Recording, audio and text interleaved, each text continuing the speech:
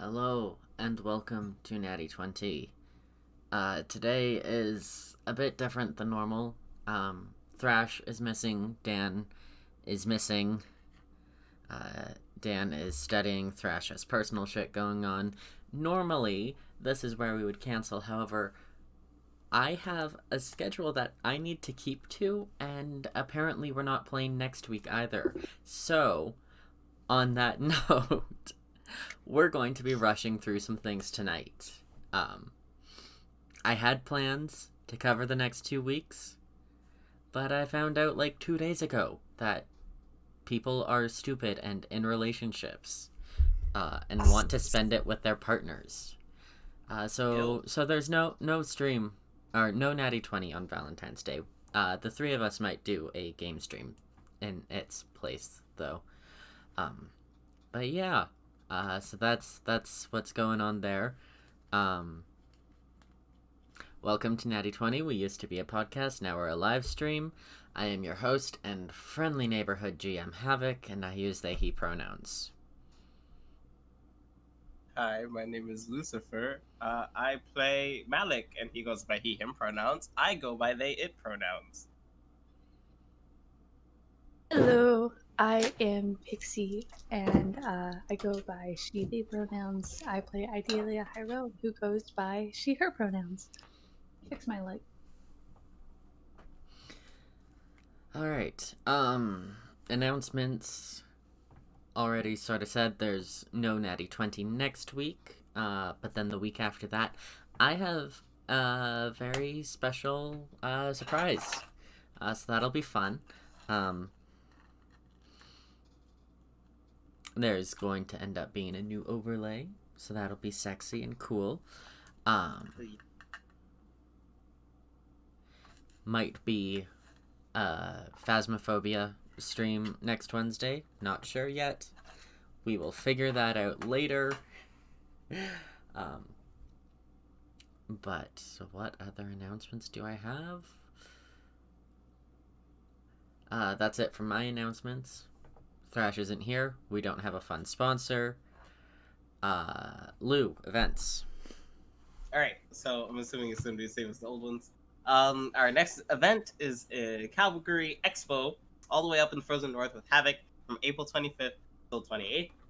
You'll be able to find the Red Kitten Productions booth in Artist Alley. Plus, we've got some fun new panels coming. So save the date and come say hi to Havoc and maybe me. Possibly. We'll see.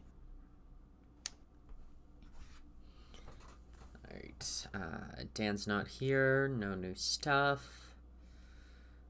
Alright, Pixie, let's get a recap from last week. Last time. Last time, yeah. I need where did we start? I just need a starting point from the last time we played. I can figure out everything else. I just can't remember what happened. It was right after the attack? I think it was the aftermath of the Kraken. Yeah. Okay. So, aftermath of the Kraken, we were kind of hanging out, kind of grieving, over Dallas and everything. And then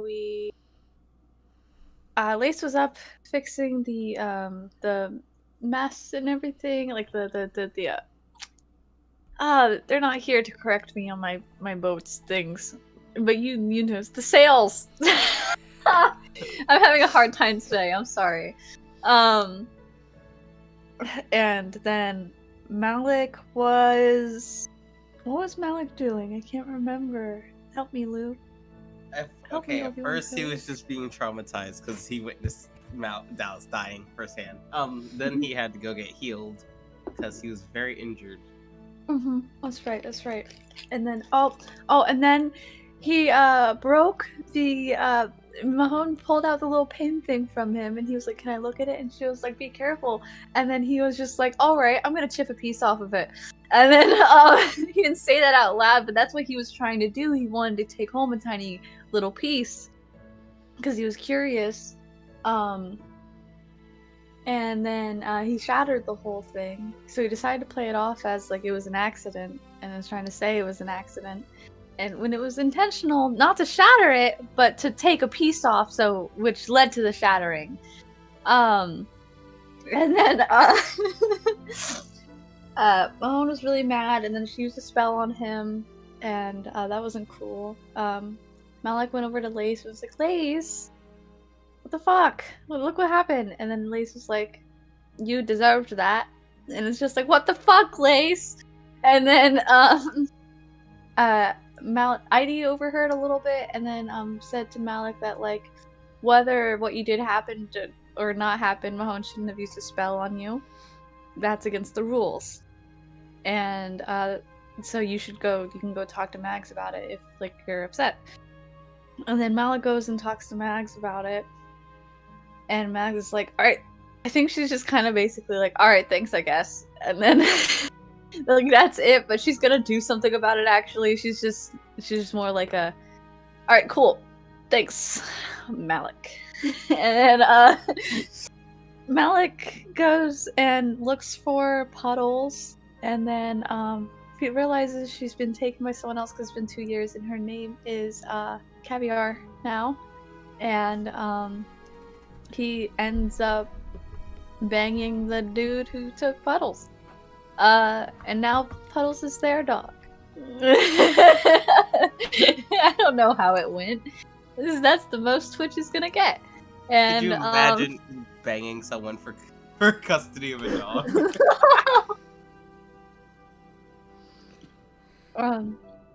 That's basically where we left off. Yeah. I mean, they sent a little thing to Kellum again about what happened. Message was sent to Kellum. Kellum and Orion did things, but yeah. Malik went off for his woodworking lesson. It was eventful. He doesn't know how to use woodworking tools, but he definitely knows how to work some wood. No, that's the best way to say it. Thought of that one last night when I was supposed to be sleeping. Anyways, alright, so we have to speed through a few days of travel. So, is there anything you guys want to do while on the water? If I'm not saying we have to enact all of this out, but any day that the group doesn't want to send something to Kellum, ID is just sending a little hello, how are you to Kellum, like, every day, but we don't have to act any of that out.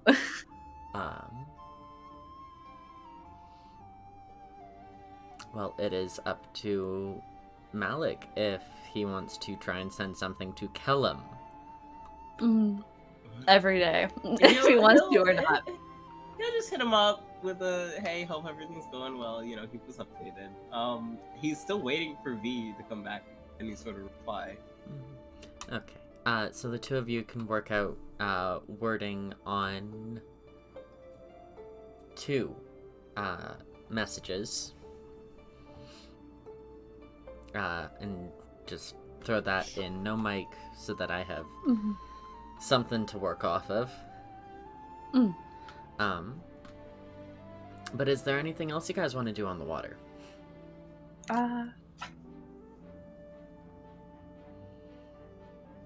No, not in particular. Heidi is going to probably be spending her time learning about, like, the cannons for and everything. I think that's where she's kind of putting herself at this point. She really likes it.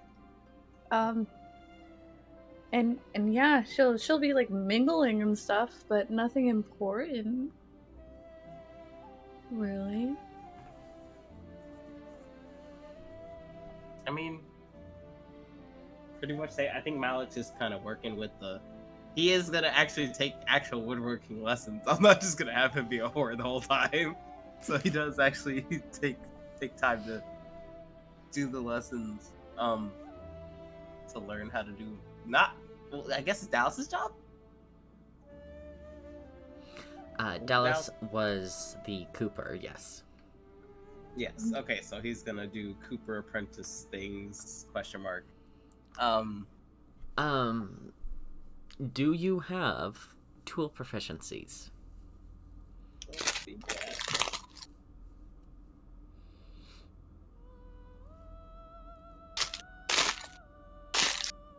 Okay, so he has navigators, tools, and vehicles. With water vehicles, so like ship stuff. That is not going to help you make barrels. Oh, okay. Yeah. You just navigate, that's it.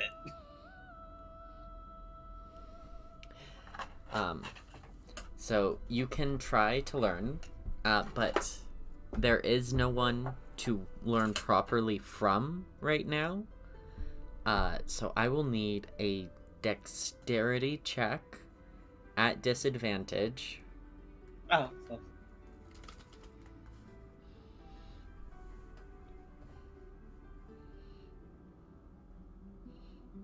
And because you have no idea what you're actually doing, the DC is a bit high.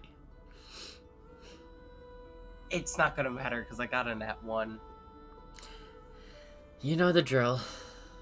Yeah, I know the fuck. 2d10s?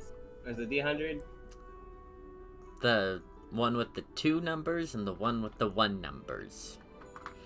I don't have my physical dice. Oh, yeah, I do. Never mind.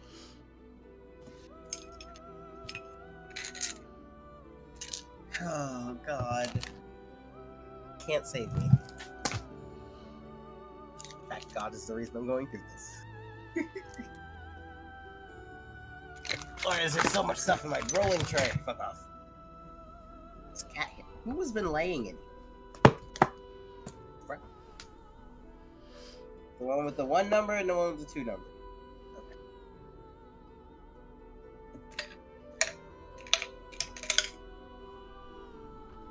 Oh! Sorry. Please be nice to me. So, where do I put which digit where?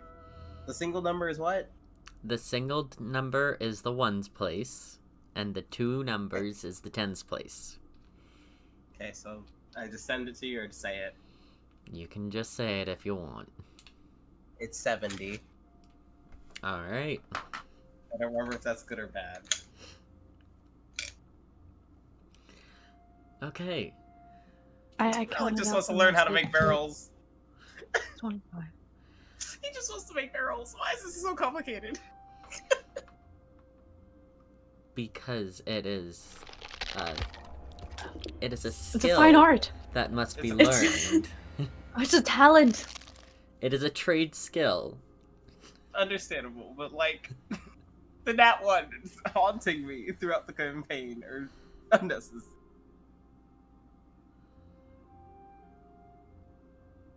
Tools I'm Yes. proficient in.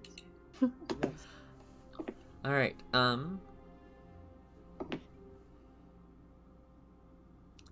brain.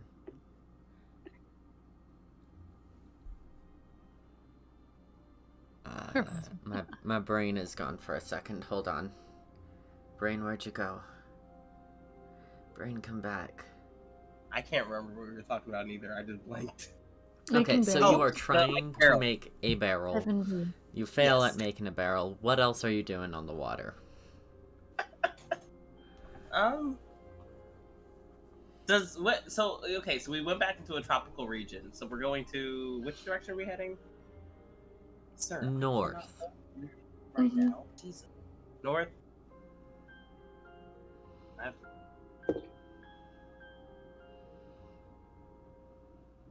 Oh, I don't. It's whatever. At no point are we going anywhere near the Forgotten Cove, are we? No. God. Okay. Where are we going after this? Do we know, or is that just kind of like up in the air? Are we going back to Koras? I believe once Pixie is back, I believe Heidi requested from Megs that you guys head up to the Eternal Flame. Okay. That was after we donated the the thing. But yeah. that we Bring shouldn't the have thing to donated. the place. Yes. Yeah, the thing, the moon pool. Wow, I remembered. Whoa. Oh, it's gonna be horrifying when they realize what it is. They're gonna be like, oh, Heidi. If you It's realize. just like, yeah, exactly. It has been dismantled stone by stone. ooh. Is there still water in it? Can we just like... There is no water in it. Damn, it's not even soggy. I mean, the stones might still be a bit damp if you want to go down to the cargo hold and check. You know don't what? even Malik's know what nosy. it I is. feel like he wants to snoop a little bit, especially after he wants to tell Eide, you know, he wants to gossip with Eide a little. He's like, let's go check out the shit they got downstairs. Alright. Are you taking Eide with you or doing this by yourself? Taking Eide with him. What are we What? doing? Where are we going? Malik's just got the biggest smile on his face. He's like, I just want to go to the cargo hold and see what they got from Rayleigh. Rayleigh. I don't Really? think that's really any of our business, but I mean, it's not I'm- like it's a secret. I'm not touching anything. I'll follow, but I'm not touching anything. That's fair. Heidi will follow. Alright. So you Sorry, do make your Violet. way down to the cargo hold. The wood creaking around you. The lantern hanging from the rafters is flickering in and out, almost out of oil. So, you know, the room is getting dipped into darkness every once in a while. Ew. And,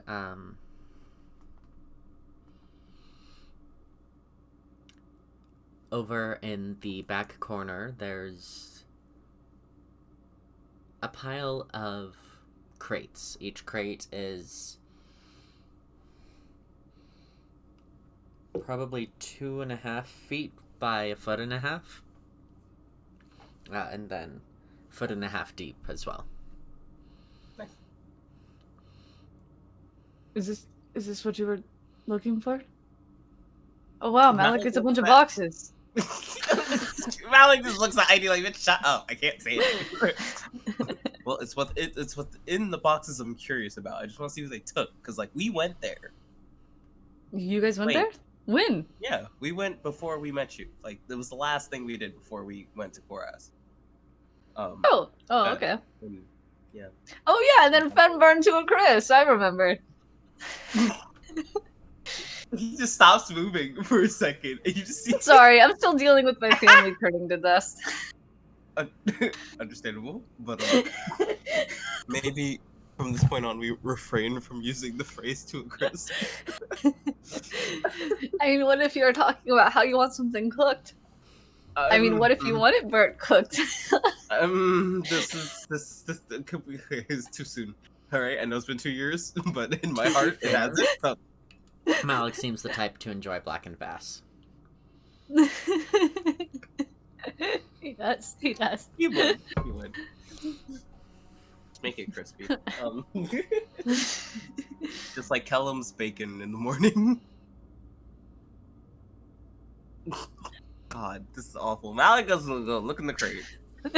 Alright, I It's did not not like- look over his shoulder. there are 12 crates. Which crate specifically are you looking in? Roll a d12. Or you can say which one on the pile. 4. Let's go with 4. Alright. The fourth crate. You pry open the top, and there are several smooth white stones wrapped in cloth inside this crate. Oh. They don't quite look like marble or sandstone or any stone that you have seen before. Although you're not the rock expert. I was looking over God. his shoulder. Just a bunch of rocks. Malik, can I roll something? Nature. Okay, cool. Oh, Malik, you and your naive rock knowledge. It's like...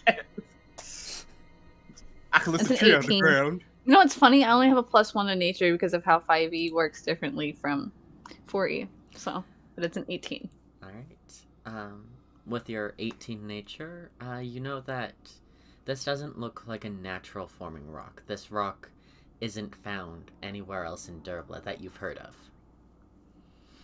Can I detect magic on it?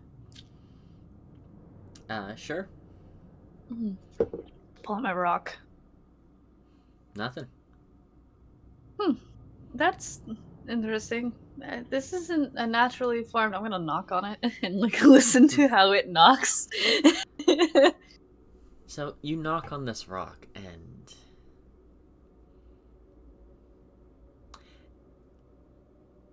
it sounds... How to describe this?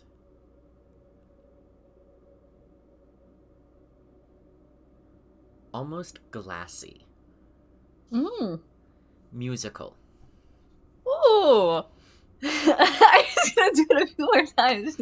This is interesting. No wonder they were protecting this so much. I mean, you saw how they looked when they got back and the smokes and everything. Malik just smirks and goes, "What happened to I'm not gonna touch anything?" A pretty rock! What do you want me to do? I didn't know I was in the crates. Dude, Oh my you get me goodness, for you and your any gem, any rock. I don't care. It's not even a price thing at this point. It's just like pretty. Elves and their pretty rocks. It's almost like me and my it's pretty not- shells. It's not an elf thing. It's a tribe thing. We do like rocks. I just like them the most. You like the rocks the most. He's like trying to copy her accent, and it's awful. He's not even anywhere near accurate, but he's got this shit-eating grin on his face as he goes to crate number 2. Why are you sounding funny? This is just how you sound to me. It's just funny to me. I have no accent. I don't know what you're talking about. What do you, Eidelia, I love you, but girl, you definitely have a motherfucking accent. You guys have seen the oh, this is off topic. I can tell you later. Sorry, continue. What is Malik? Her not knowing she has an accent. You open crate number 2, and once again, it's filled with these smooth stones. Some of them have a bit of a curve to... Actually, they all have curves around them. They're not like solid blocks, but they're rounded. It's almost like it was... Huh, these are pieces of the same thing. Of what? Like, they did constructed something bigger and just put it into little... Like, they took the blocks out. Like a fantasy Tetris. Do you think Mags would be mad if we put it to try to figure out how to put it together? Yes, Mags would be very upset. Trying to put it back together. We don't know how they took it apart. We don't know what this is. I don't think that's a safe idea. I mean, we could probably ask. Like, I mean, I guess, but we weren't. It's just loot. I mean, it's not like it really pertains to us. It's none of our business, and I don't think we could benefit from this. And plus, this is like the cruise thing, so fuck it. Is there any moisture on any of these curved rocks? Are any of them holding moisture? Perception or investigation, your choice. I'm gonna see if D Beyond will not disappoint me again. Do you want to do it? I mean, Malika would have to be like, does this look weird to you? And then, or something. He's not looking for moisture, I'll tell you that much. She's looking at... I mean, she's looking closely at the rocks, but that's not... If they're wet, he's gonna be nosy about it. Oh, that's not a good roll. It's kind of 12 perception. A 12 perception. Mm-hmm.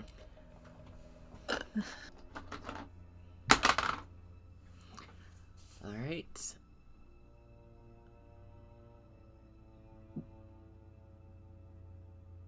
One side of the stones seems to be a little bit darker than the others. A little bit gray. Oh. Malik touches it. It's cooler to the touch than you would expect. And when you pull your finger away, there's a small bead of moisture on it. Ooh, what if it was a soup fountain? Malik looks so mortified. He like brings the hand onto. He like covers his mouth and like looks at her. Can I pick up the rock and lick it? She's. Sure. It's her inner lick the centaur. rock. Just like I have to lick the rock.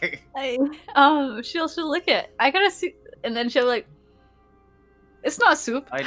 Heidi, that's gross. I can't believe you just did that. Can you I don't know get where you this is to roll did. a wisdom saving throw? But you better hold on. Have fun with this. This Ooh. shit fucking rocks your Well, ass. no. Yeah, maybe. We'll see. I mean, it probably won't because you like moisture, not gulped it like Malik. That's and a then- 14, 6 plus 8. It's wet. It's 14. it's just. It's water. That's water. It's just water. Quench your thirst, water. I thought it would be very cool if it was a soup fountain. It's not a soup fountain. Might have been a fountain, but not soup. I don't think most elves put soup in fountains. I don't think that's something they do. What? I've never been. Was there any like fountains that looked like this out of this No. rock? They had a lot of fancy places. I think there was like public fountains. I can't really were there public fountains. History. Yeah. Yeah, but none of them look like this. Do you continue examining the crates? Yeah, he's gonna.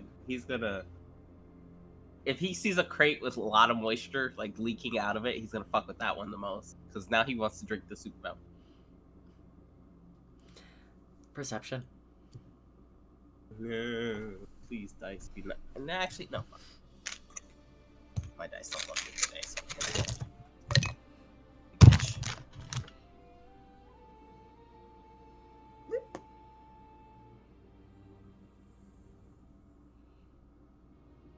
Oh. Perception. +4. Where's my... Oh, I'm looking... I have my fucking character sheet, my TV. +4. 13? 23? Alright. 19. It's hard to read.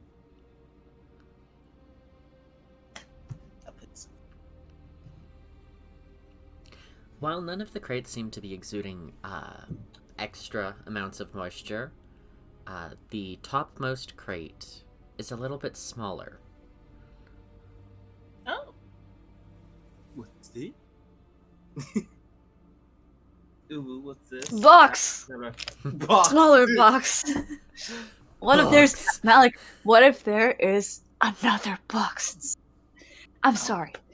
I'm having a hard time. Malik just goes over, pops it open, just looks inside. Alright. He's putting also after they moved on from a box, he does put the lid back secure. He's not gonna leave it like open.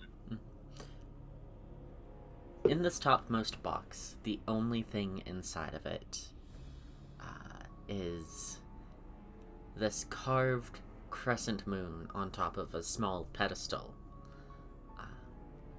Can I get a history roll from you, Malik?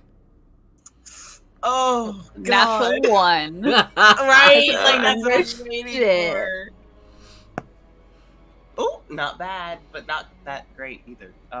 15. 15.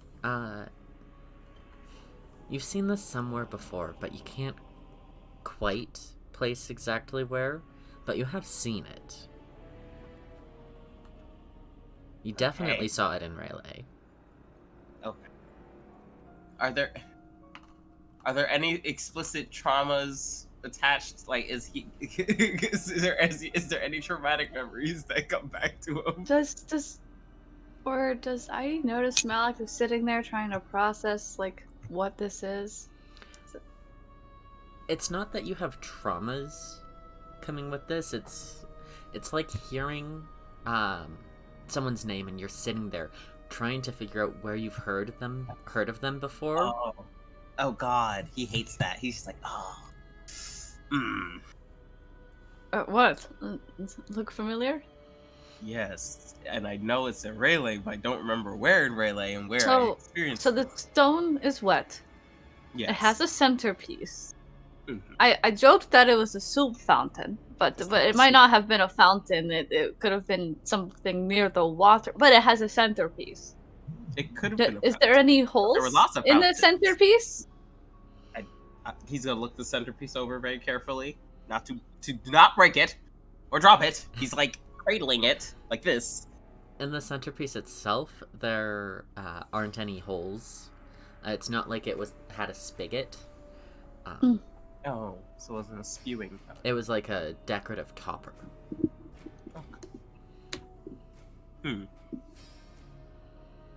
No moisture on the centerpiece whatsoever. Not on the centerpiece. Okay. He's gonna put it back in the box, put it safely back where it goes, and just kind of like, I can't put my. Damn, what's the words? I can't put my pinky on it. What the fuck this is? It could be a fountain. It could be like a decorative bench. It could I like kind of statue. really want to play Tetris if you catch my drift. I don't think it's big enough. There's enough space down here to put this together, and I really think we'll get in a lot of trouble. I mean, we have what, a few more days before we get to shore. We got held back a few times. I mean, what else are we gonna do? And we could take it apart. It's They're not like we're fragile. Like, what if we hit a big wave and then they like break? Like, we can't control the ocean, so I don't want to like risk breaking because this is going to an arcane college. Yeah, no, I'm not messing with that. Like, I'll look College at of the piece- Divine, I'm not- actually. College of Magic shit. Eat 'em. Potatoes. all right. I mean, we could just Cool ask rocks, Max. though. Like, what's that? What's the what was the cool haul? Like, just a little fact, little tidbit. All right. We missed out on the action. I mean, I'm sure she'll tell Take us. a whale butt up the stairs then. Come on, we got time. Wait, hey, why do I gotta? Come on now, why I gotta do it? Malik says. You think I'm not following? He's going. Oh, shit. He goes up the stairs. He like Uh-huh. swats her with his tail. He's like, "Fuck off! I'm going." Alright. So you head up the stairs, and where are you going? To find Max. Alright. You don't have to search hard. She's at the helm. She's at the helm. Max, this is your boat. Vibing. Shove. Alright, He what brings you stumbles. troublemakers over here? He, like, Curiosity. stumbles and catches himself. Jeez, you don't have to fucking push me. We just wanted to ask what cool haul you got from Rayleigh that we missed out on. The rocks sound like glass. Ah, so you've been down there. Yeah, I touched it. Licked it. It's a form of touching. You didn't have to go into detail. We got a contact over at the college who was very interested in some night elf artifact thing. Oh, Oh. Ended up taking it out of a temple. Man, I feel like Malik clicks on the word temple because he can't forget going in the food war, food table war. So he just kind of looks at her. He's like, temple? Was it? It's a night elf temple in Rayleigh. many questions I want to ask, but I'm not Fen. Yeah, Natiran. What? Was it when you went in there? Was there like a table, really decorative hallways?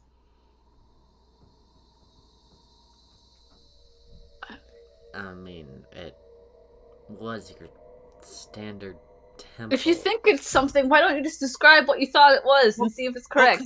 Okay, all right. So we went. Okay, so the last time when we went before Mags was captain and it was still Kellum, God forbid. When we went, God. he was flirting with the high. I don't know which one was which. There's a high arcanist, and then there's the Flirted with the high priestess. Orion was the one flirting because it was nighttime. It wasn't.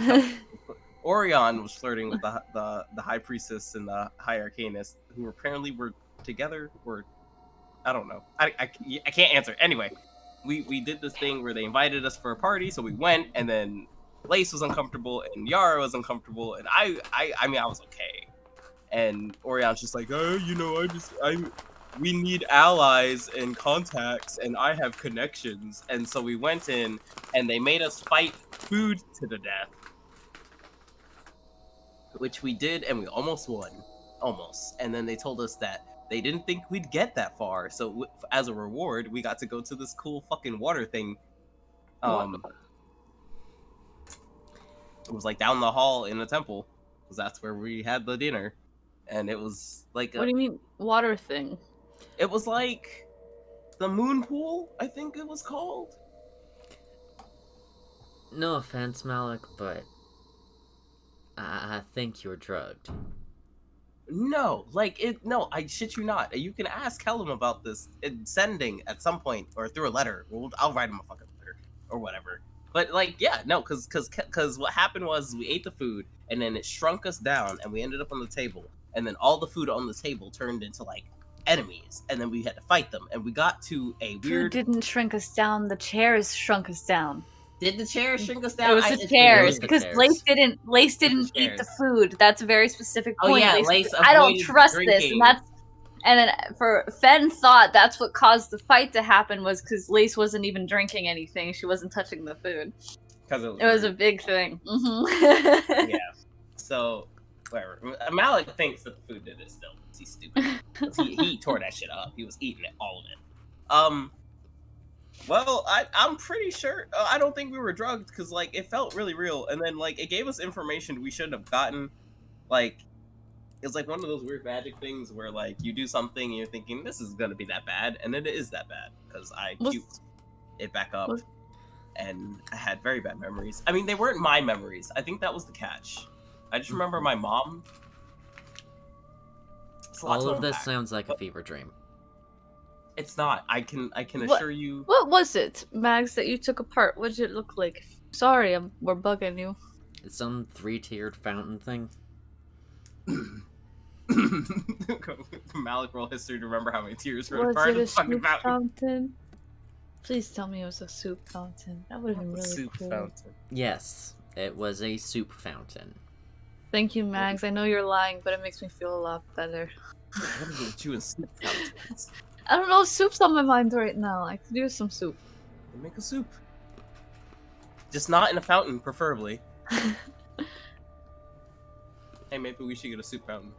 Yeah, no, all them elves were lined up with cups, scooping clam chowder out of a fountain. Jeez, ew. Sounds pretty great. I wish my tribe had a soup fountain. That'd be cool. Like, yes, you can roll lunchtime history to try and remember exactly what this thing looked like. I'm not gonna roll high. Maybe. Hold on. Okay, D&D Beyond. I'm gonna give you a chance. Don't fuck this up. This is the third chance you've given it. Yeah, stop giving it chances. Is it It's another like a toxic one? relationship. Yeah. Wow, Malik, you're really no help tonight. Malik just he gets a headache on the minute he tries to break that barrier wall of memory. He just gets a headache. It just hits him full force. Bow, headache. You know the drill. Get me another percentile. Bitch. Max, how would you feel if? Do you think there was? Could I play Legos with the fountain pieces? I'm not sure what Legos are. Is that some weird centaur thing? You put the little blocks together. So you're playing around with building blocks. basically, could I play the building blocks with the fountain pieces if there's enough space downstairs? If you say no, I won't touch it anymore.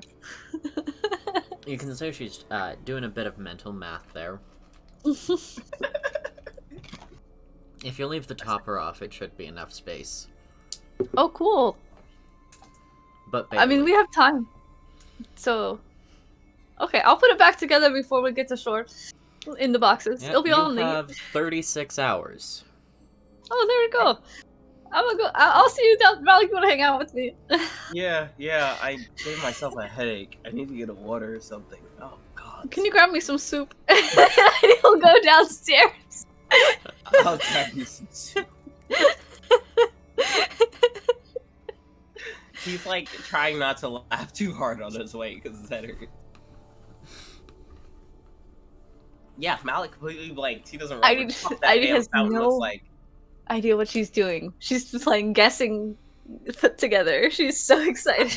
I should have just rolled my physical dice. That was fuck. That We was told you. What I was your told you. percentile? 63. Did I roll 2 nat ones in a row? Almost. Not in a row, Almost. but yeah. It's one that one then in the one more roll. past half hour, you have rolled 2 nat ones.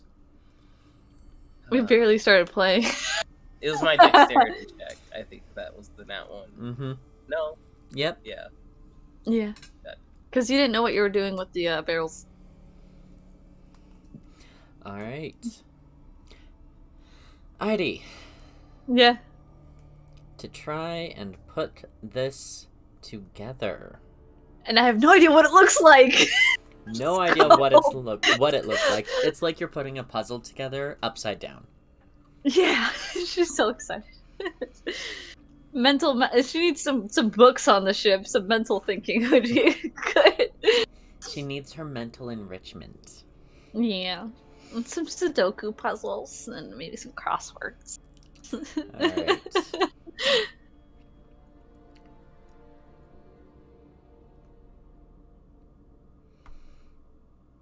So you have a few options that you can roll here. Okay.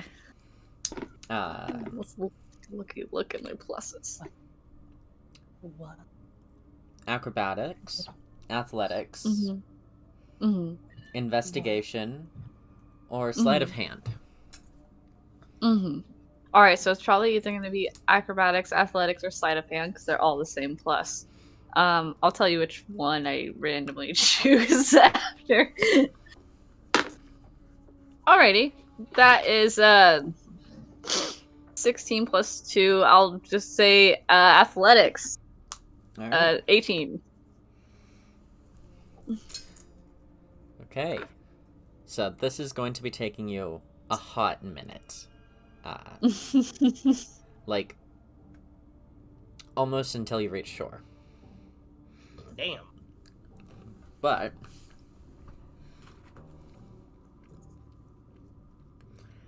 you are eventually able to almost force the pieces into some semblance of what it looked like before. The bottom tier, curves in, has a nice lip to it. It's about 10 feet in diameter. Mm. So that bottom tier is massive. And then there's the second tier, which sort of looks like a bird bath on top of it. But that one is half the width, 5 feet wide. Also got the lip to it. And these are like balancing very precariously. And then the top tier is much smaller, maybe 2.5 feet in diameter, and there are carved pipes in the stone to move the water through. However, there's no machinery to move the water, so you're not quite sure how it moves through. Heidi's gonna... Oh, sorry, you're not done. And on the top tier, there is the space for the topper. But there's no space up top, like in the actual room. You have this much space from the roof. Yeah, no, I'm good. I'm just gonna go get a tiny bit of water from somewhere. There And are then- water barrels all around the ship. Okay, yeah, she's gonna Malik's take putting that topper on. He's gonna take the initiative. He's like, fuck it. There's Yeah, no we can fit- room. There's no room. Oh, there isn't? That's what I asked. That's what I was asking. Heidi's gonna grab some barrel water using a bucket and then pour it into the fountain to see if it goes. Which tier? I'll start it from the top. It's how I think Heidi thinks fountains work. Alright. So you put this, you dump your water into the top barrel, and it holds more than it looks like it should. But the water does not move from the top tier. I'm gonna take a little bit more water and then put it in the bottom.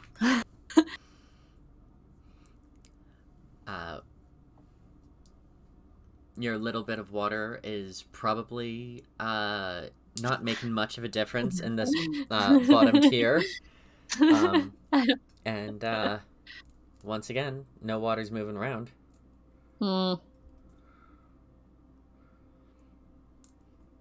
Does it look any more familiar to Malik, or does he still that one still hitting him hard? You can roll another history. Try. Use your real dice. Use my Use real your real dice. dice. I have a cat on me. Hold on. I got a thimble. Oh, what about it? Sir, I can't caress your face the whole time. I need my dice. Where is it? There it is. He looks so disappointed that I can't pet him now. Lift your head. Lift your head. Lift your head. Lift your head. Lift your head. Blast the dice. Thank you. No. Is that another one? No, Is it? it's not. What are you doing, cat? You can't eat the dice. Don't eat the dice! I mean... My history is only plus. Is it? Where's my history? Where is it? It's in alphabetical order. Yeah, I know. I found it. Okay, H. 12. 4? 12. 12. God. Not 4. Definitely not 4. Too much. I don't know. All I heard was 4. So. Oh.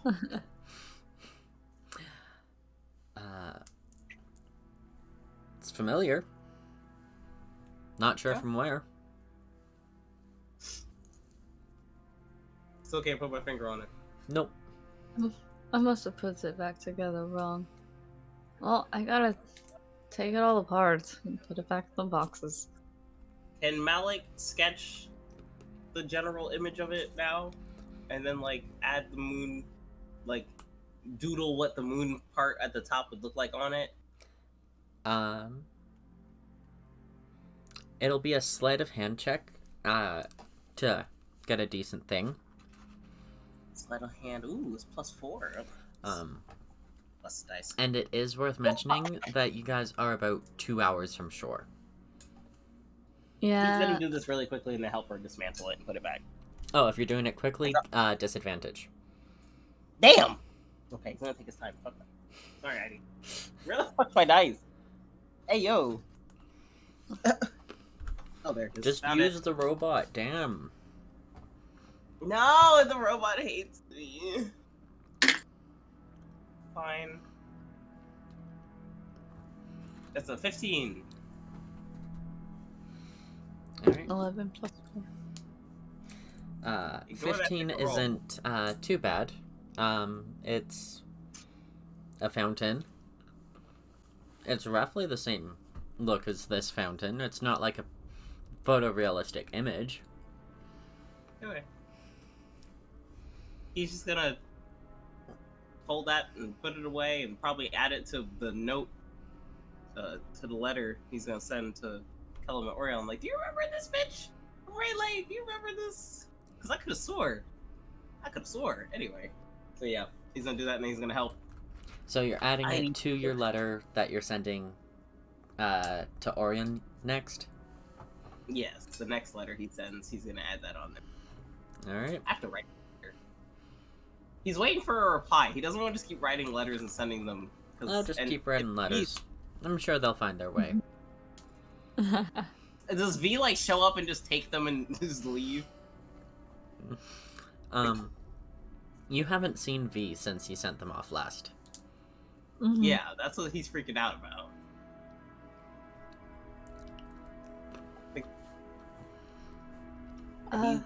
Was there Have you anything seen else any you guys were doing while on the ship for the past 2 days?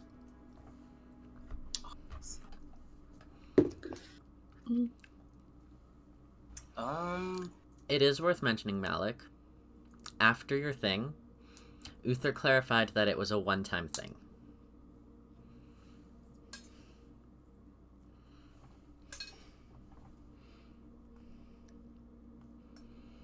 I'm gonna lick one of the rocks one more time, hoping it's still soup. Or maybe it would be soup if she tried again. Wisdom just saving wanna throw. Mm-hmm.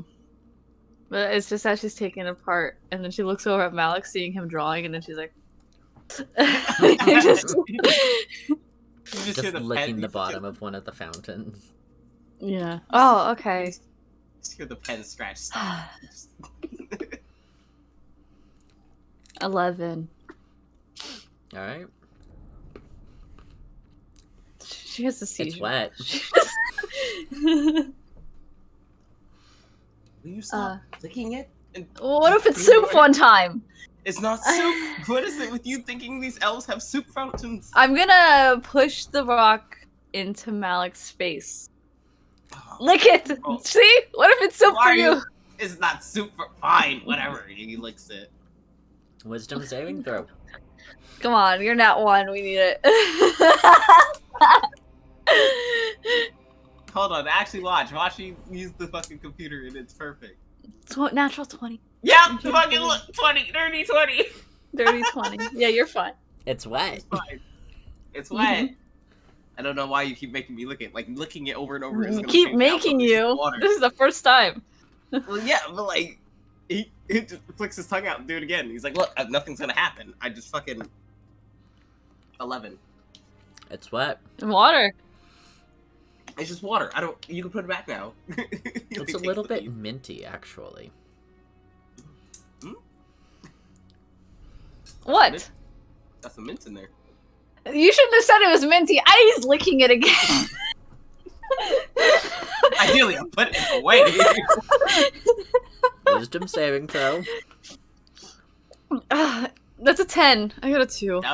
Down here being a fucking idiots licking rocks. Can we say at this point It's wet. like It's hard- It's minty. wet and it's minty. You know, if you think really hard, it might be the remnants of a mint soup. It's a mint soup. It's not like... Heidi, it's not a mint soup. What the fuck is mint soup anyway? It's mint soup. I don't know what you want me to tell you. No one eats mint soup.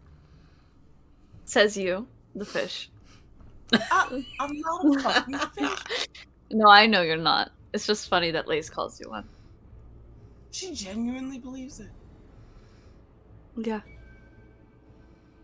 Now Come on, lick the fish rock boy, one help- more time. Put it away. I'm just licking the rock. Yeah, just for good time's sake. I told you the mint soup tastes good. It Did you get a wasn't in 1? that one. It wasn't in that one. It's a 5. Can I get perception checks from both of you? Yes. Someone's just standing in the doorway watching us lick shit, aren't they? Ah, I got my dice again! Where'd it go? Where'd it go? Where'd it go? There it is. That's a 21. Perception? That's 11. Alright. Alrighty, you notice, easy peasy. Mags is leaning against a wall and just... If the two of It's you are mint quite soup. done... It's mint soup. I figured it out, Max. It was a mint soup artifact that you had to collect. I had to guess. We're done, though. Alright. Take it down. We make port in just under 2 hours, and it needs to be transportable. You got it. Yes, Captain. Malik, the minute he heard her voice, his whole body was like, "Ooh, putting rocks back. We're gonna put them back." Before I go, the two of you, as well as Lace, you lot are coming with me to drop it off. Oh. Okay. That's fine. Okay. Gotta keep my eye on you troublemakers. Probably. We Let's don't get do into it something. Unconsciously. It just happens. So You're saying you said Malik, you said we don't do it unconsciously, that we consciously do it. We don't do it. We don't do it consciously. It just happens. Like the werewolves. I mean, it's gonna happen whether we're here or there, is what Max is getting at. So she'd rather have us there. Okay, I will start putting it away. Alright. So you guys said about loading the boxes back into their designated crates, sealing them up nice and tight. And before you know it, this is...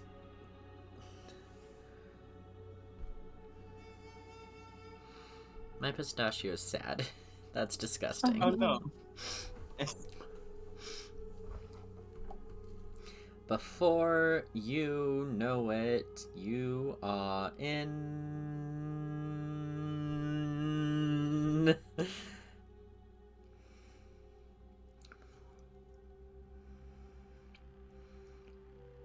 Why are these not in actual order?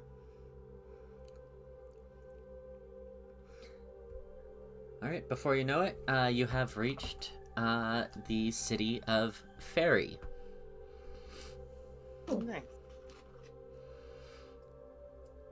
Do you leave the ship?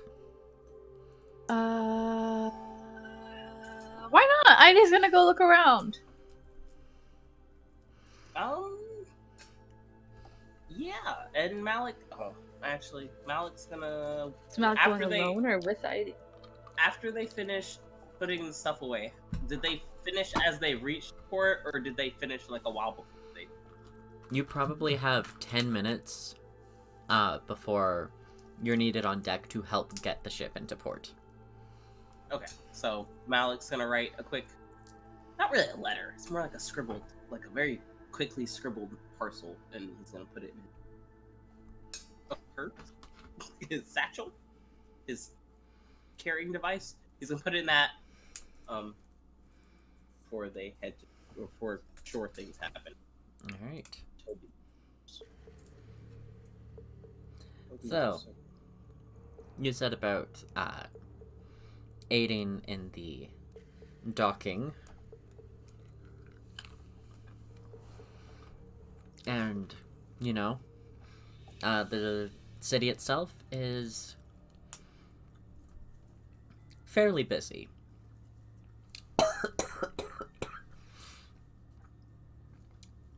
I inhaled a flake. It's a little bit, definitely on the busy side. It's around, probably around 2-ish in the afternoon. Is this... Hmm?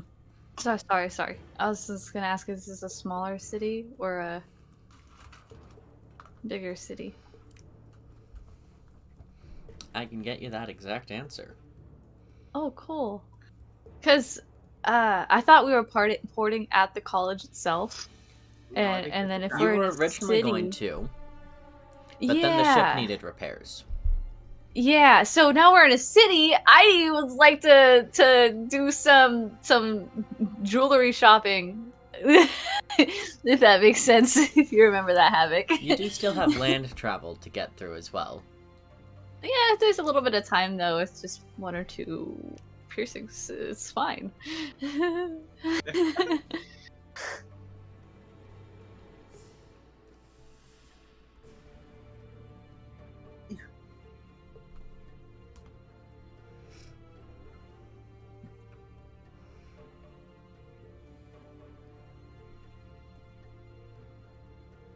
Crazy. Alright, Fairy has a population of 6,381 people. That's some people. Mm-hmm. That's a number.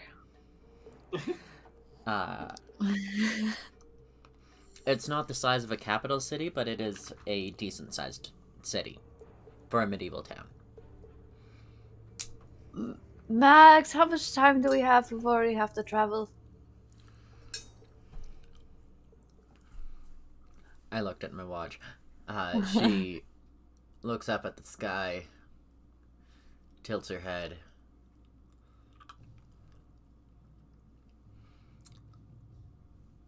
It'll take me about 40 minutes to find a cart and load it up.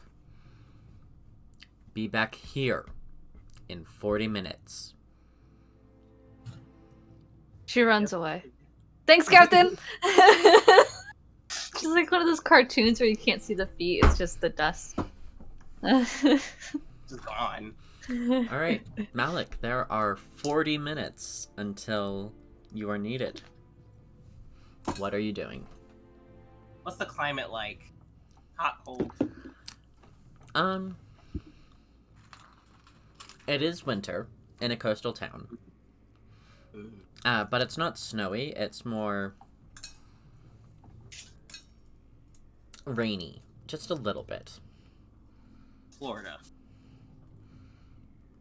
Not warm rain. We don't have that. It's not southern. Okay. It would be like fucking a rainy day on the coast of fucking BC. It's about 5 degrees out. Oh. Yeah, no, he's bundled. He's got long sleeve shirt, the fucking cloak, the boots, the whole 9 yards. I dressed the fuck up. That was a really good pistachio.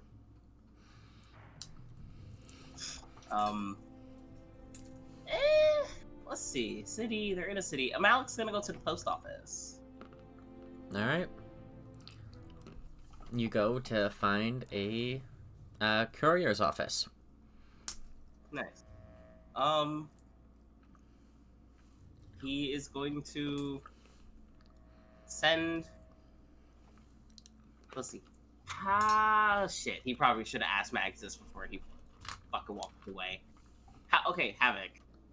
How much days travel is it from where they are now to the college town? Or is the college by itself? Is there a town? It's a college by itself. Okay. And you have never been there, so you don't know how long it'll take. Lovely. How far is Ferry from the Forgotten Cove? Other side of the continent. God damn. Okay. How far are we from Koras? Other side of the continent. Damn. Okay. Wait, that's my map is not mapping. Look at the camera. Mm-hmm. Entire province of Koras, up here. Okay? Mm-hmm. Forgotten Cove, here. Mm-hmm. Right down here. Ferry. Here. Oh, far west. Far west. Far west. Okay. East. So, East, but Havoc's camera's flipped for us. So, it's like, for me, I think I'm holding this on the right to you, right? Yeah, it's left for me. But here, I'll hold it. It's up. This is Chloris, and then all the way over there is Forgotten Cove, and right all the way over here is Ferry. It's like, whoa! And Chorus is like huge. It's like that in comparison to it's like the size of Canada. Yeah. so okay, so after we're finished here, we're going back to Koras? Yeah. Okay.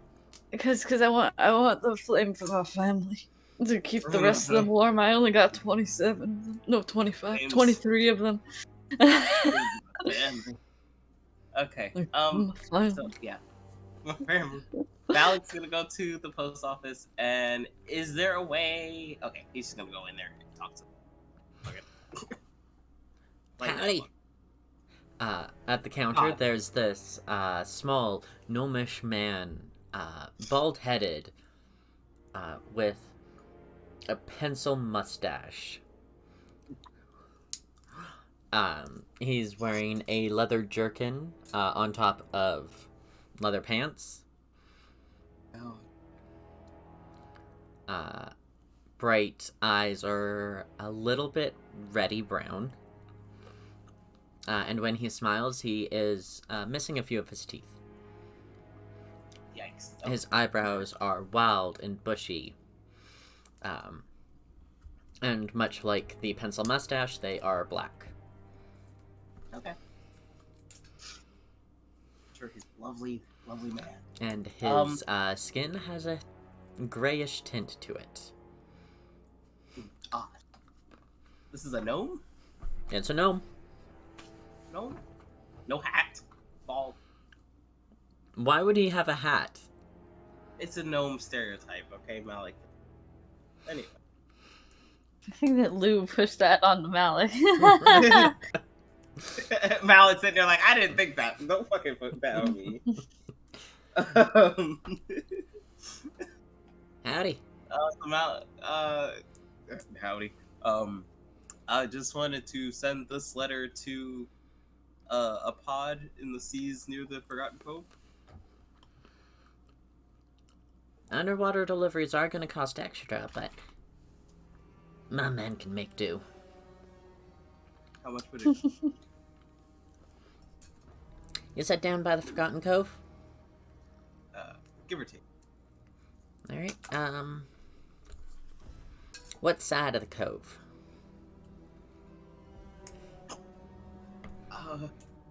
Coves. The middle. East. The middle. Yeah, the middle. Right, okay. And how fast do you want to get it there? Because we have standard delivery, and that's going to take about 3 weeks. Or you can go by Raven until you have to do the underwater part. That's going to be a little bit faster, probably a week and a half. Or if you really need it there and can cough up the coin, we can send it there magically, have it there by end of day. Ooh. How much are all three options?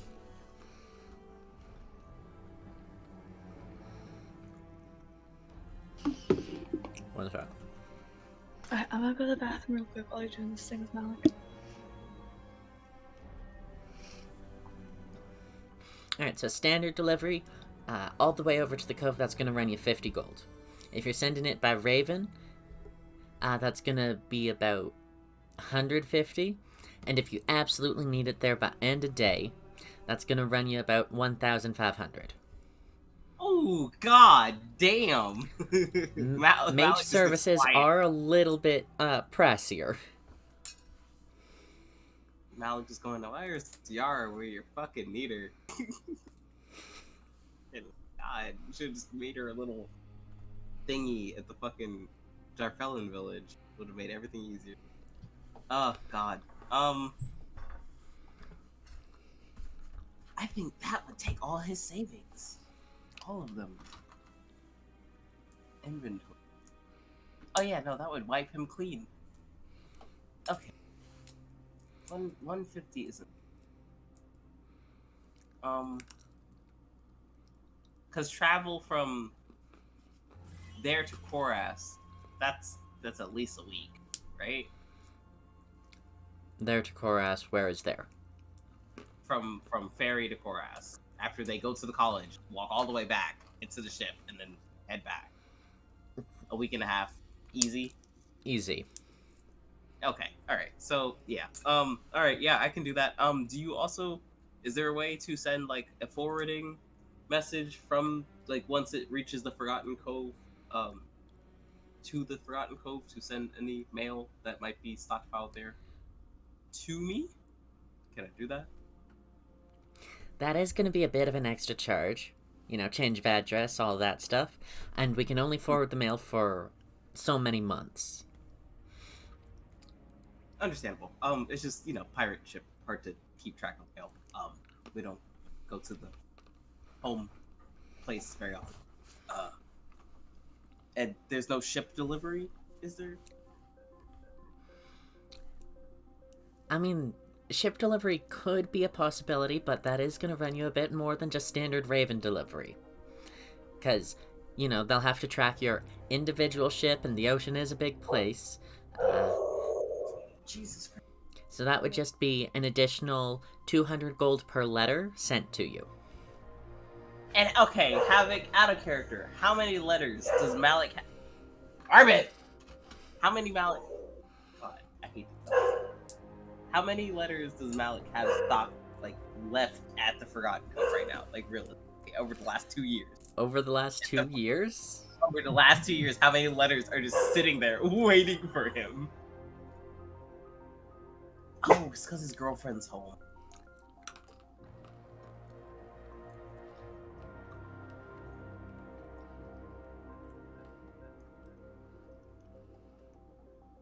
Mental math. The math is scaring me. You've been thinking too silently too long. Probably about 50.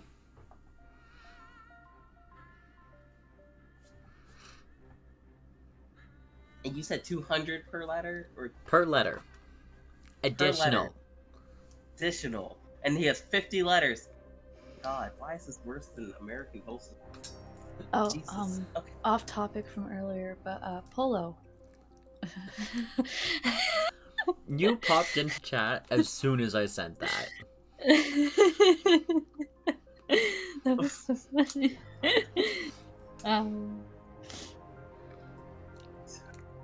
Well, okay. Realistically, Malik doesn't know how many letters there are. He just knows there's probably a lot because it's been so long. He's just gonna ask Max. They have to go back to the Forgotten Cove. He has to physically just grab the fucking letters and do it in person because he can't afford that. Now, if you want to send the letters to a standing post office that you're going to be visiting sometime soonish, that can be arranged. It's just, the ship delivery that costs that much extra. Okay, so if I were to have the letters forwarded to Koras. Koras is a big place. Where in it? Do you know where you guys are going for the? No. I mean, hold on. Let me I look mean, at the map. Wow, it's almost like you could send them to Oda's Rest. Mhm. Okay. Yeah. The one. It's been a couple weeks. Hold on, give me a moment. Oda's Rest. Do you guys deliver there? We deliver to every town. It's just ships that are a little bit harder to get to, because, as I said before, ocean's large, ships are constantly moving, very hard to track. Understandable. But to send your letters from the Forgotten Cove to Oda's Rest, and is that standard courier, Raven, or Magic? Raven would be 150. Is there a fee per letter, or just a fee? There would be a fee. There's always a forwarding fee. How much would that be? If you're doing it by Raven, that's just going to be an extra 70 gold per letter. God damn. He's not. He can't. We are sending them from the deep south to the far north, so it's a bit of a difference. Now, if you were sending it to somewhere in Shari, then it would be maybe like 20 gold per letter. Malik doesn't know where they're going next, and he frankly, he wants to just ask to go, but he doesn't at the same time. So he's just like, oh. Okay. Well, I'm just gonna send this letter to my family, via Raven, and can I have let me do some math for a moment. Malik does not know how many letters he has. I know, so he's just gonna pick a very low number to start with, and then just go and physically reclaim the rest of them, and ask them. So like, he just wants to dip a pinky toe into the chaos that's probably written into these fucking letters. Like, it's just gonna be like, oh, everything's fine, we miss you, we just hope you're having a good time, to, hey Malik, some weird shit's going on, to, could you, like, come home and, like, check on us? And then it just goes, oh god! Blood all over the letter. Like, he's just waiting for the... Like, how did this even send? Right, How like, do I even get this? like, the rest of the notes are just, like, scribbled black charcoal, and she's like, help us! And he's like, oh, my god. So, okay, so if he wants letters sent from the Forgotten Cove to Oda's Rest, it's 70 per letter. On top of the Raven Of cost, the 150. So 150. Okay, which makes it let me do 220 per letter. 350 plus 150. 220? Wait, what? Yeah, 220. 220 per 220 letter. 70 plus. Oh, wait, it's the 150 150 plus the 70 for one letter? It's not like 150 and then letters. One letter. One letter. Bro, what? Oh my Yeah. god. It's a lot of money. That's not... Too bad you didn't ask Heidi to go with you with her whopping bank account. He would have felt guilty asking her to do that. She doesn't. Money is just changed rocks. Like, that's how she kind of used all of it. So He might mention it to her later. He's just got, okay, fuck, 220 per letter. Mm. And he's already paying 150 to have his letter sent home. If you took in 5 letters and send that letter home, you're paying 1,250 gold. That's almost all his gold. Plus You he can still owes Max. send, with all of your gold, you can send or get 6 letters retrieved. He's not gonna do that. He needs his money. Does he?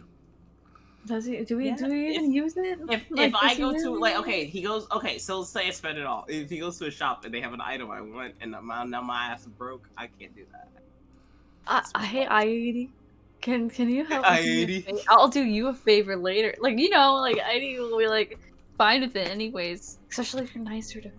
Dear Bank of ID, I would like to Yeah. withdraw a loan. He'll do that if he wants something from the store. I don't. Because if the letters are that important, I mean, I know Heidi would spend all of her money on important letters. She doesn't think she has any. So, and where would they go anyways? Sorry, I just did the math to see how much it would cost to send all of Malik's letters. I want to know. 11,000. Oh Got wow. it.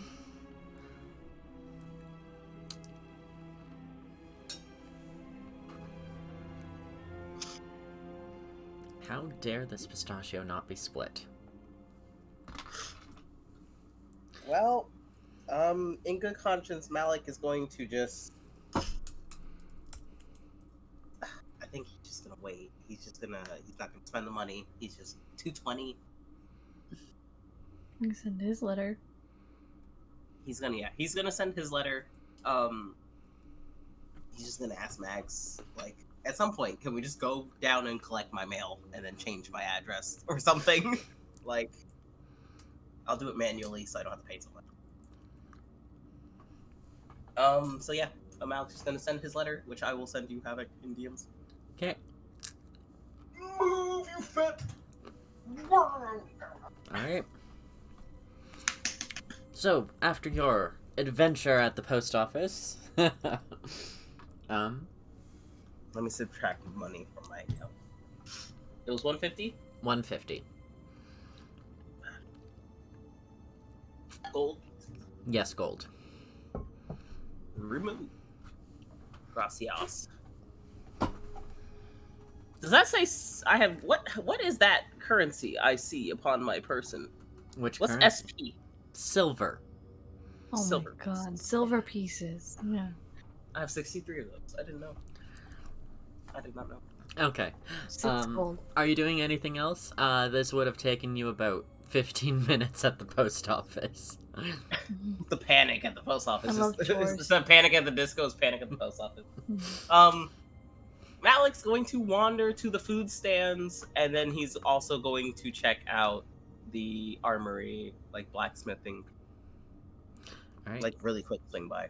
So there's definitely a wide variety of foods. You can smell the spices as you're passing through. Everything is almost burning your nose with how strong and delicious it is. There's roasted meats, seasoned vegetables, strong ales. And looking about, the majority of the population here are shorter folk. Gnomes, halflings, dwarves. There's very few taller humanoids here. The buildings themselves are all carved from stone and inlaid with precious metals and gems. So Malik looks out of place with his big tall ass walking around here. Mm-hmm. You gotta be conscious of his tail so you don't knock somebody the fuck out by accident. Oh god. Well, the food. He's going to look for like. Let's see. What is he? Do they have any like fish? Anything fish? Anything seafood related? There is fish. They're heavily seasoned blackened fillets. He's gonna get one of those. All right. Fishmonger looks you up and down. Looks at the pile of fish. Looks back at you. Grabs the one with the least amount of seasoning on it. And puts it into the to-go container for you. Malik does a he like does a hand gesture. He's like, put some more seasoning on that for me, boss. Not the look. He got the look. He said this man ate nothing spicy a day in his life. Oh my god, Malik was offended. All right, he'll swap it out for one of the normal ones. And just the one fillet. Mm-hmm. Okay. 6 silver. All right. Malik's feelings were a little hurt there. Ain't gonna lie. And it's weird because it's like on a stick, like a fish kebab. Nice. Why are you making biscuits on my hip, sir? Anyways, go ahead and remove your silver, and then you're headed over to the blacksmith. And there are a few of them around town. Several forges billowing their almost citrusy smoke. Odd. Malik thinking his sniffer is busted. Where did Eidelia go? While you are We're making your way hoping to a that- blacksmith, we will jump over to Eidelia. Eidelia, you are hunting down body modifications. Yes, please. Alright.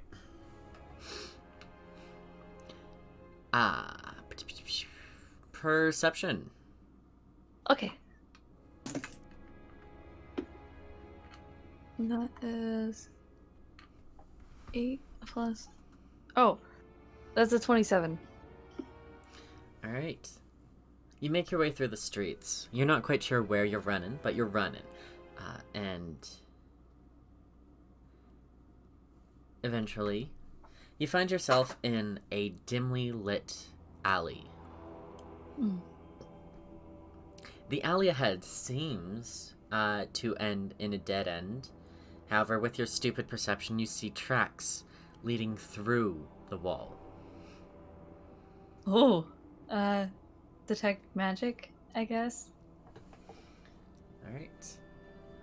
pulling up your stone, and the wall itself is rippling in this gorgeous lilac color.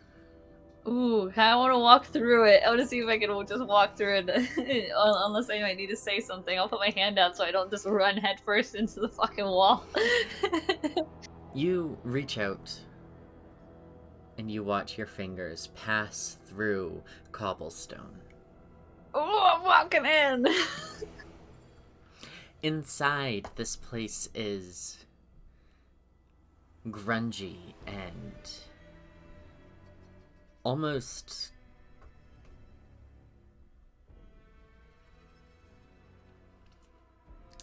it looks both dirty and clean at the same time. There's a few burly dwarves getting these intricate facial tattoos done. And as they're talking, you can see glints of metal on their tongues and all across their faces. Some of them have dermal piercings. And it's just punk. One of these dwarves even has small horns protruding out of his forehead. I love that. Heidi gives herself horns again.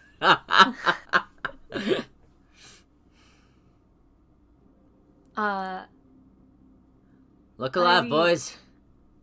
Got a fresh one. Hello!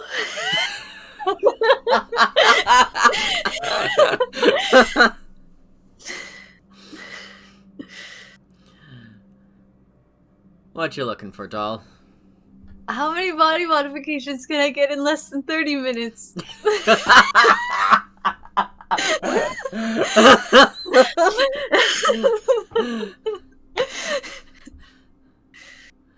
I've just never had the opportunity, and I've got a little too overexcited, and I have to leave soon. Right. Well, I mean, it depends on what kind of mods you're looking at. Implants, those are going to take you a bit. Piercings, we can do rat quick, maybe 3 minutes each. Tattoos, you're looking at about an hour per 3-inch square. Just piercings. I'd like a few. Where? Earlobes, cartilage on my right ear, and my belly button.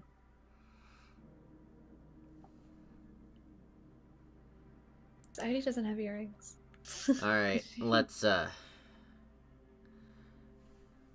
gonna send you up with Jules over there. And Hi, Jules. he is pointing to this, gruff, female dwarf,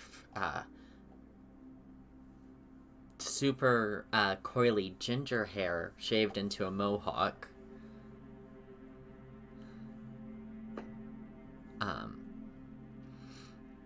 Broader nose, flatter nose, fuller lips. It's almost as if she has a touch of albinism.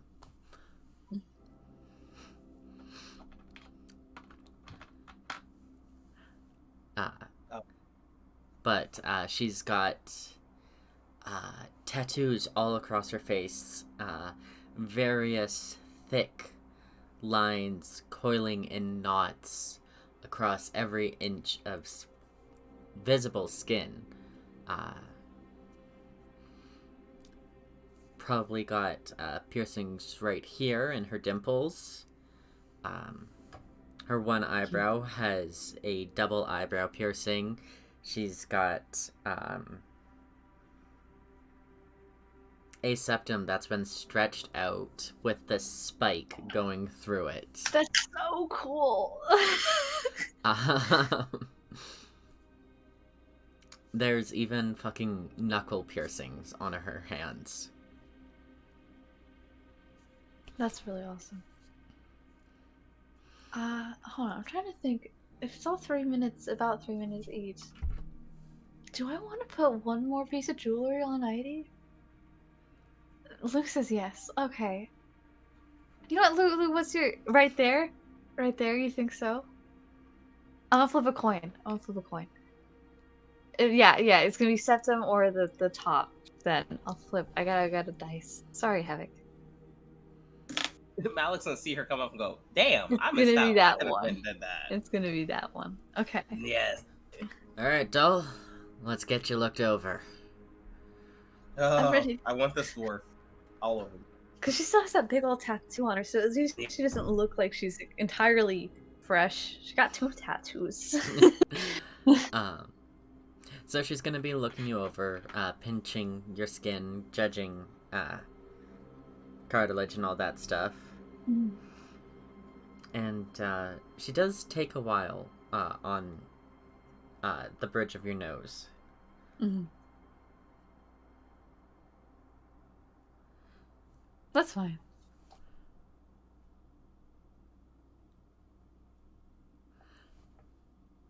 I can do this one if you're wanting to. I just don't think it'll sit in the spot that you're wanting.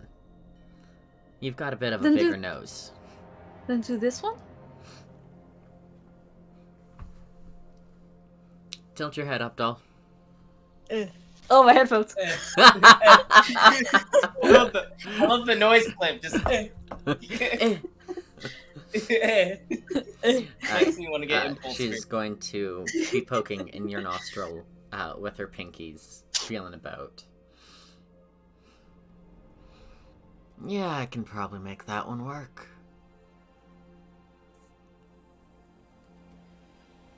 First time?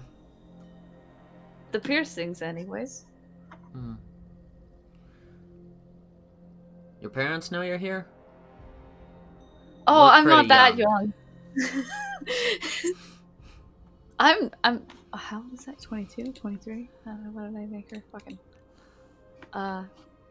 Her birthday passed, but it was only like 2 weeks in her time, so she didn't really age. So 22.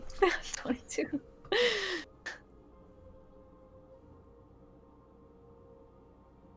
Uh-huh. And your elf? Yes.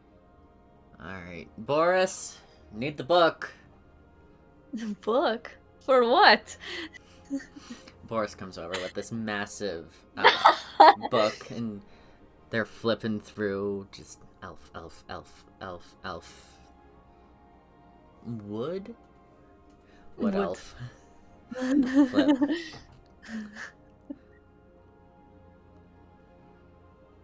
You said 22? Yeah. And you're already tatted? Yes?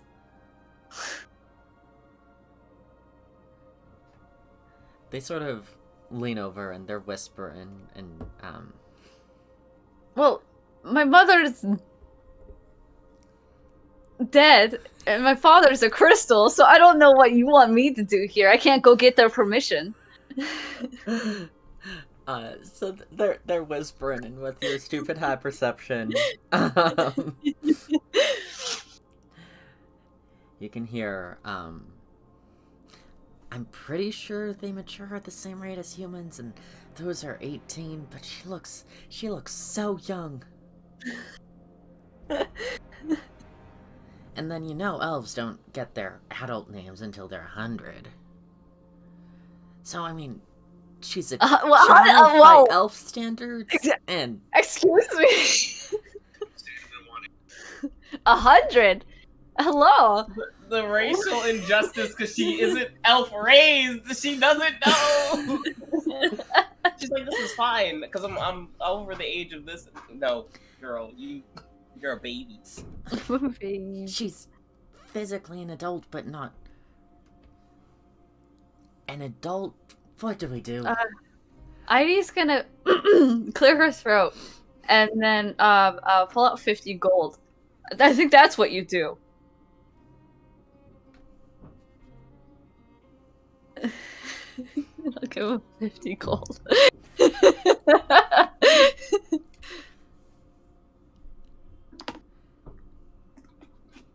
$50 gold gets us to look away for 15 minutes. Let's get started. All right. So that was 4 piercings total, right? 5 we added on this one. 5. Okay. Hmm. All right. So with that one. So that one is. Boris is talking money while I forgot her name already. Jules. Thank you. Well, Mhm. Jules is setting about doing the piercing on ya. So that was lobe, cartilage, septum, belly button, Mm-hmm. and what was the 5th? No, it was both lobes. Was Both the lobes. mm-hmm. Okay.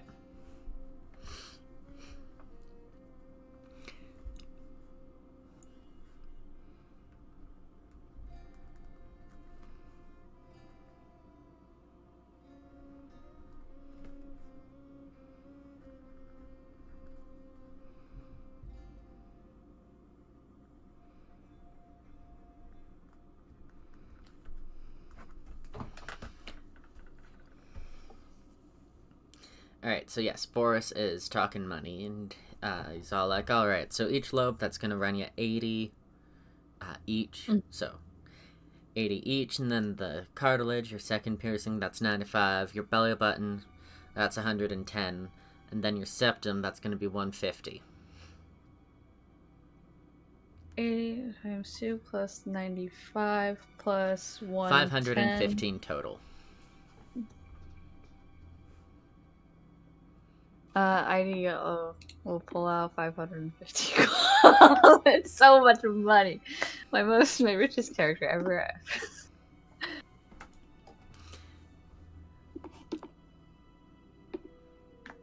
Eidelia will pay them. She'll hand the gold as each piercing gets done. Alright, let's get a Constitution saving throw just to see how you're handling the pain of the piercing. That is 16. Alright, it stings, but it ain't bad. Not like how Malik getting his tattoo. You're not unmuted.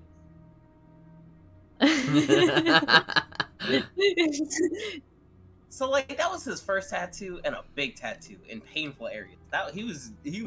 So He was wasn't ready for Heidi. Well, it's not her second tattoo, but she got her whole back done. You know. And he had his back, his neck and throat, like that shit hurt. Hurt. Alright, so as she's piercing you up, Jules is all like, so you said your dad's crystal? How the fuck does that happen? When someone, I think. Or is he like Once- one of those crystal creatures that you read about? What? I've never. I don't think I've read about those. What are those? Oh, you know, people made out of living crystal. Oh. Offshoots coming off of them. No, he's not one of found those. in the mountains. He's. Are they purple? They were purple. I always imagined them to be purple. The soul crystals. Yes, they're purple. Okay, cool. It's like this purple, like yay big, actual crystal. But his body is like just. And if she doesn't have anything inside ID for 2 seconds, she's just gonna make the face. It's his soul, basically. I mean, he's at home, but he's just not there. Are you sure about this? Because this sounds like you're in denial about your dad dying. Oh, I'm sure, cause like the person who did it, they when they like ate one of the souls, one of my family died, so it happened. Why, Lou?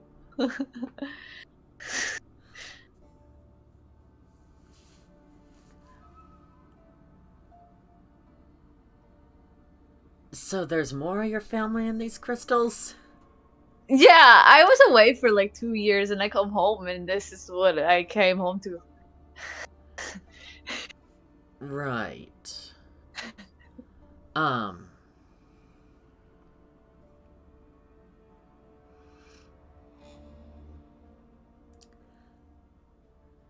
So you came home. Your entire family was dead. And you decided they were crystals now. Well, I didn't decide that they were crystals. I didn't know what they were, and then it turned out they were crystals, and then I found them, and then I have, like, some of them. My father, for sure. I'm pretty sure. Uh-huh. I know this doesn't sound real, but you can believe me or not believe me. I'm just a stranger you probably will never see again. Doll, you walked through an alley into Undercity. There's a lot of things that are real that don't sound real. But yeah, no, they're crystals. Uh-huh. A god did it to him. Okay, and what did you do to get this god's wrath? Stab. I followed a different god. Well, that don't sound like nothing no gods do that I know. Yeah, I don't know if you know about that one god with the big old smile, like the creepy smile. It was that one. And you're sure about this? 'Cause Oh, positive. all the books say that the gods aren't supposed to be on this plane. They're not supposed to be. That doesn't change things. This is a random person, who knows? Heidi's just venting. Okay, well, if in this god is on Everest... Oh.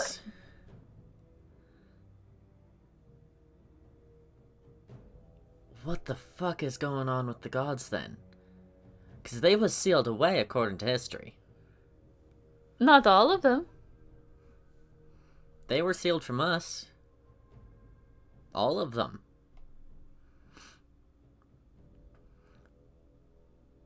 What was the history that Heidi read? It wasn't that all the gods were sealed away. It was only some of them were sealed away.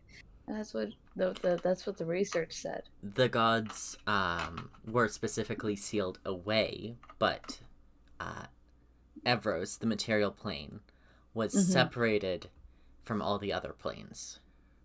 So the gods can't directly interact with the realm, according to history.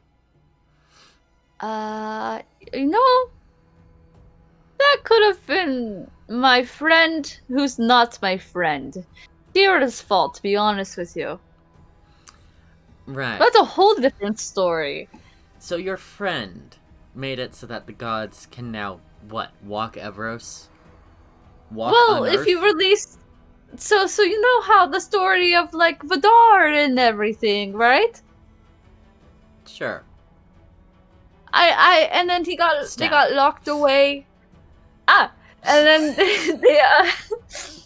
then Ota and then their children, they sealed them away using their power, and there's special locks everywhere that they put out to help keep it separate.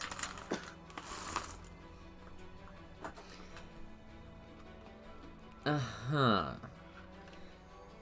One of the locks, I think, broke. It was a statue of a pretty god, Natty. Doll, they aren't actual objects, though. They're like concepts. I have to think you're very wrong about that, sadly. I don't know, I watched a tree catch on fire from the inside with green fire, and there was no magician around.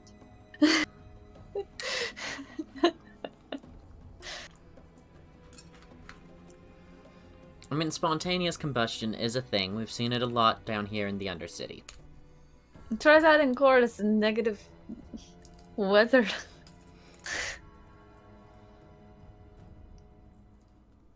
It's just like, I don't know what your beliefs are, but they're not right. I gotta warn your ass now. Rude awakening. You know what? I mean, things might get a little weirder. Hopefully more locks don't break. I think 2 are broken. And, that's not the best part, but... Alright, so you think 2 are broken, and one of them was this statue that your not friend broke. What's Stabbed. the second? The burning tree I spoke of.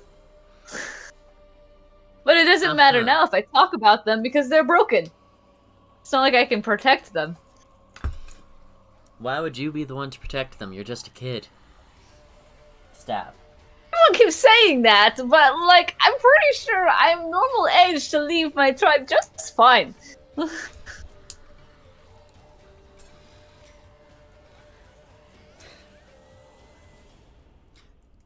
Is your tribe like you? Well, no, they all are quad. Not bipedal. Quadrupedal? No, yeah. Quadrupedic? Quadrupeds. Quadrupedic, yeah. They're quadrupedic. So they walk on all 4s?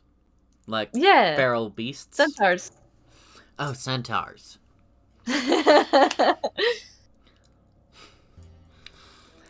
Here, I thought you were raised by wolves, and that would have made a lot of sense. No. Just Stab.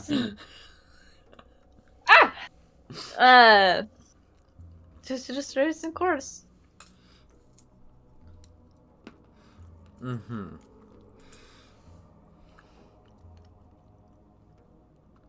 In chorus, that's the big snowy one, right? Yeah, the big snowy one up north.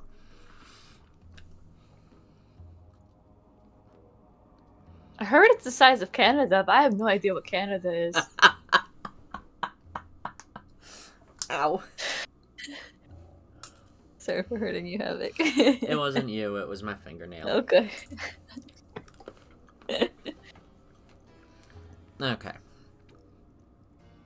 So talk me through all this one again.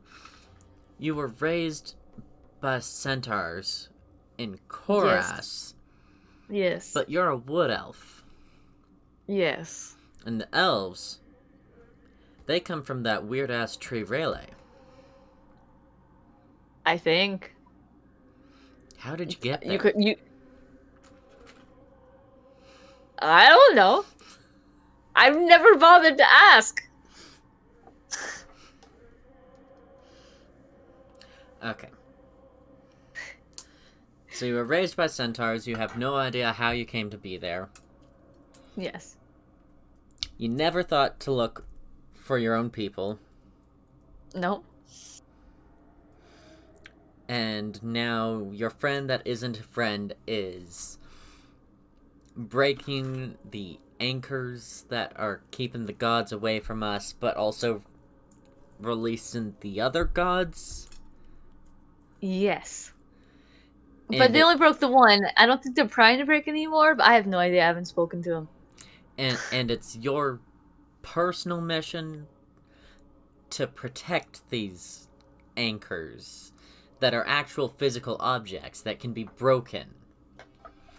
Yeah.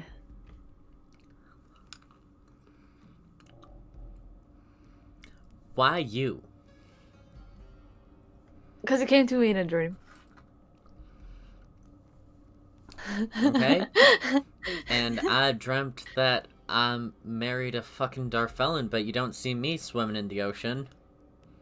Do you want to meet a Darfellan? There's a nice one on the...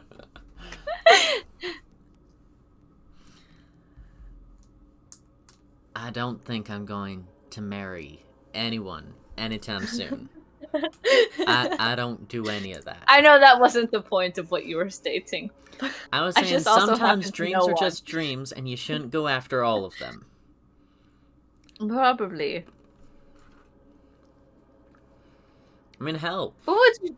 Boris had some weird dream the other night that the sky was all shattered like a mirror, and that sure is fucking happening anytime soon.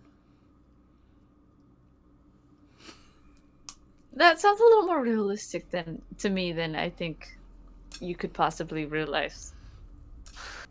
Why is that? because the gods are intricate people. No, leave the bread alone, cat. Bread. Stop it, cat.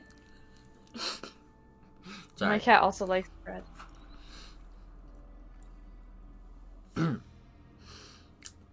I mean, one of them only talks to me through like the sound of like wind, and like maybe leaves rustling, and it's not actually happening. It's just there. And then there's this other one who I spoke to once, and then they actually spoke to me, and that was nice for a little bit. But I've never talked to them again. So you're saying you can actually talk to the gods? You sound like a crackhead. Like, I know. Sweetie, I will Yes, have whatever you are having. Oh, I wish I knew what I was having. I would like all this to stop sometimes. That'd be nice. Damn, that's awful back. Can I have Malik like wander and search for them? You are going to the blacksmith. Oh yeah, he is. That's gonna take forever. Oh yeah, you're right. Alright,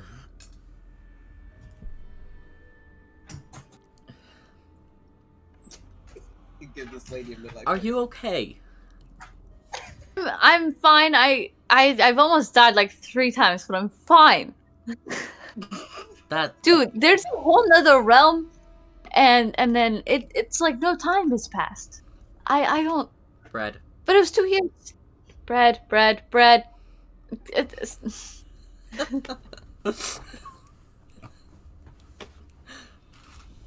Okay, so there was another realm that you were somehow able to get to, even though Through the burning tree anchor. we ain't Yeah, supposed to be able all of to it do connects. No, you're not supposed to. But when things start breaking, that. Okay. the rules don't really apply fully. Alright. But I gotta ask, why the fuck are they breaking? Weren't they made to last? Well, one of them started catching on fire from one of the god's children because she didn't want to be in the tree anymore. And then I tried to let her go, but then what happened was that I think what happened was that the power was taken away from the tree and it turned into a normal tree and it was no longer an anchor. But that girl got to go free, and that's nice for her, I guess. It just depends on how much longer the world has to live and everything for her to actually have a life. But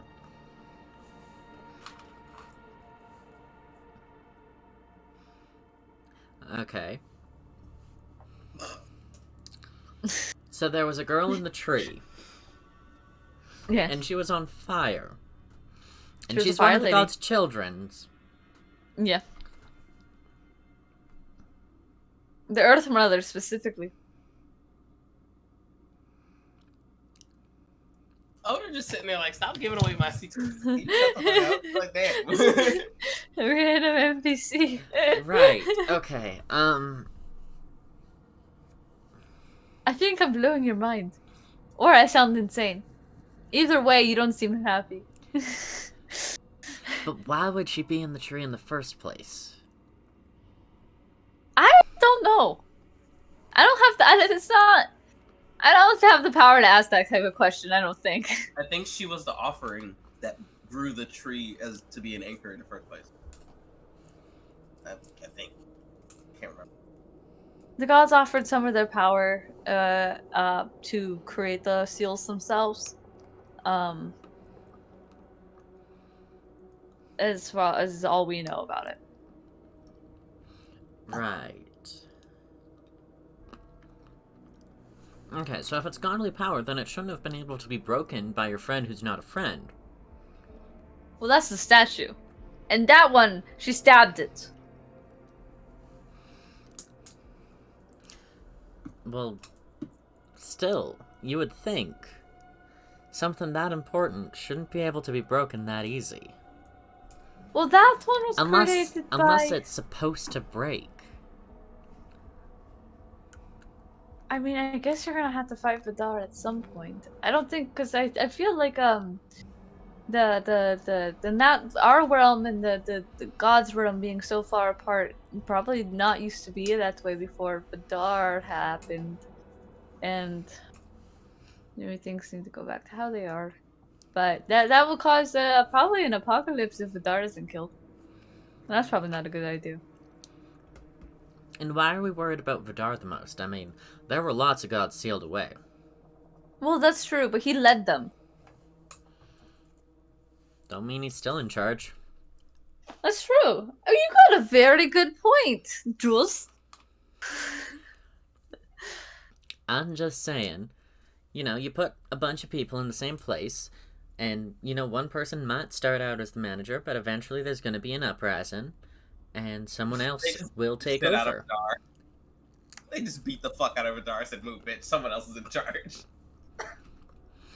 Or maybe it's like... Hold on.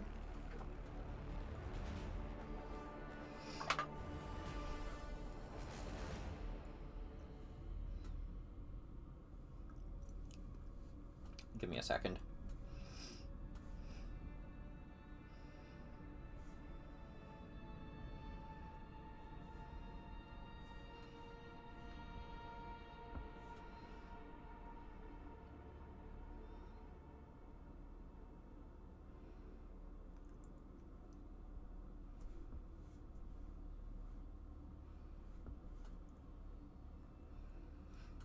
I mean, it could just be like a whole herd of Nurglids where the strongest comes out on top and there's always, you know, power struggles.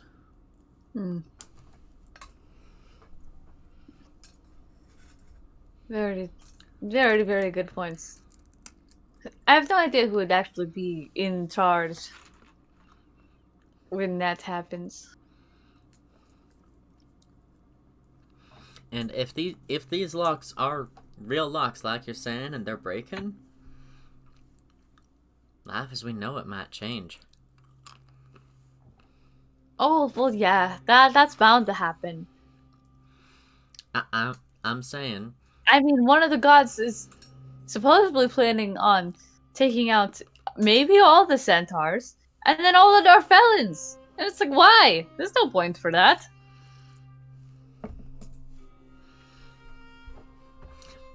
Why the centaurs and the Darfelan? Which god? Well, Uvaldi, the big smiling one. Uh-huh. And then the centaurs, my tribe, like Ota. We think Ota's pretty cool. But the Darfelan, I'm pretty sure, like Adite. Adite. He's an asshole. Wait. Oh, thank you. They're an asshole. Grabs a fucking pot of ink and throws it over her shoulder.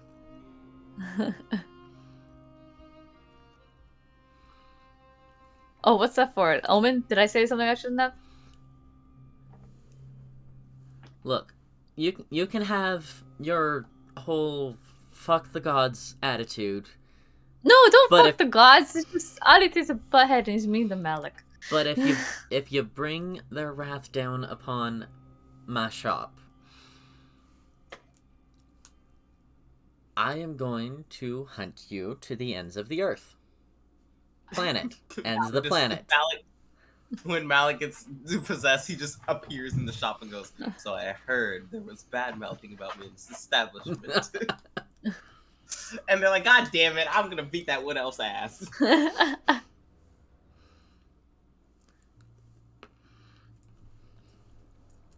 Anyways, I'll watch my language. we're done with your piercings if you want, but your interest in folk. Keep talking. How much time do I have left? You've been here for your 15 minutes. It took you about 10 to find here, so you've got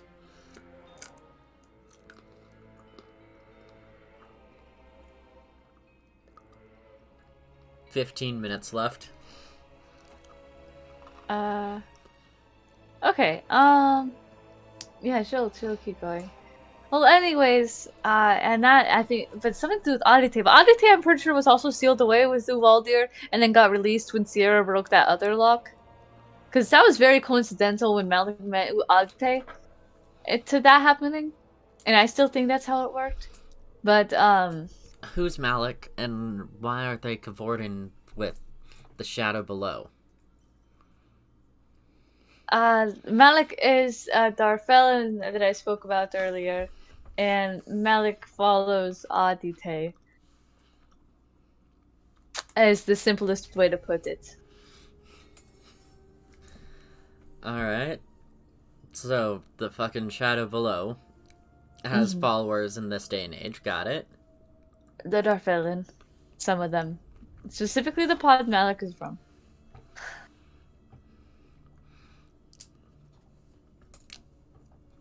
Alright, they come in pods. Yeah. And dwarves It's just a big old white and orange box. Not her being racist! During Darfelin History Month. Ugh.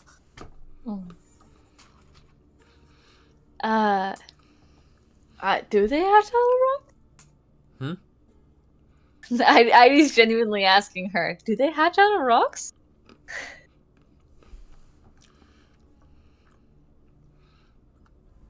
You ever seen a kid dwarf before?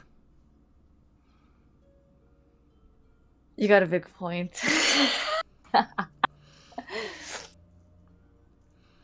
But yeah, the pod whale people. Like the dark from below.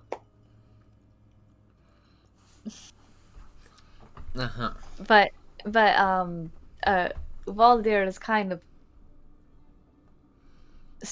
not upset about it, but it's like, oh, you're my siblings' favorite playthings, so I'm gonna break their toys. And it's like, that's not very nice. We have feelings.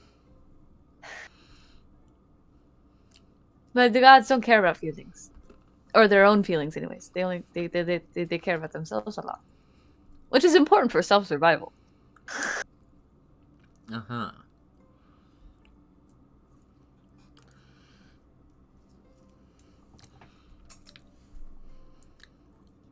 Well, I've got to say this is the most interesting conversation I've ever had in this chair. Well, I'm glad I did something good. I paid you everything. Yeah, I paid you everything. Thank you again. Yep, you paid $5.15 exactly. Anyway, and Annie will turn her heel and leave. And then speed walk to the... And then touching her nose. Ow. Ow. Ow, this is cool. like she's so cool about it in her ears. Alright. So you are hurrying back to the ship. Malik, you are finding a blacksmith. And Yes. I believe I said as you were walking by, you could smell the citrusy smoke. There's about 3 blacksmiths in your close vicinity. Which one are you going for? What's the vibe per shop? Like, if he spots them, what's the signage look like? What's the vibe? Alright, one of them looks very mom and pop. Hand-painted sign, chipping paint, falling apart, smaller. Framework definitely needs a bit of work. There's another one that's gleaming clean and has a fresh sign. The forge is spotless. If it was made out of fucking chrome, it would have, but it's not. It's just polished bronze. And then the third one is a bit ornate. There's swirls of gold filigree on the edges of the doors, the signs, everything.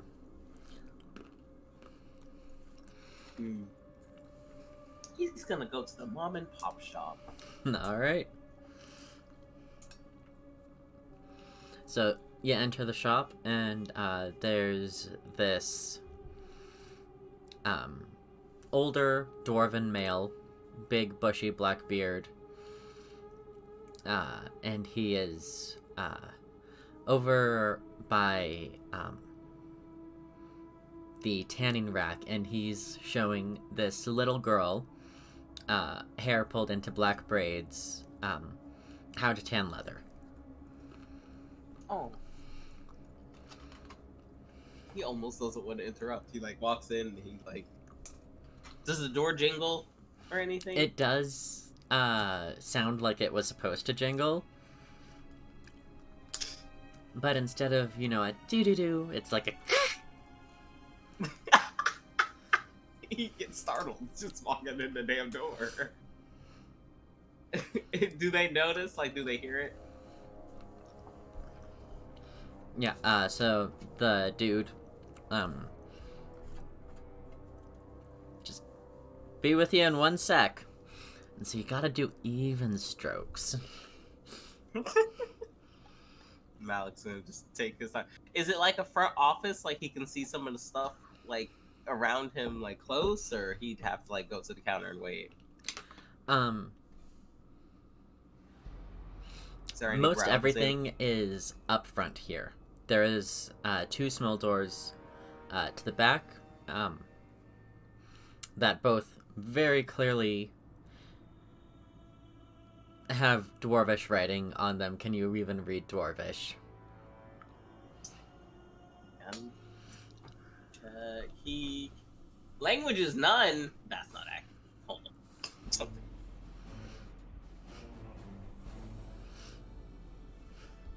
Right.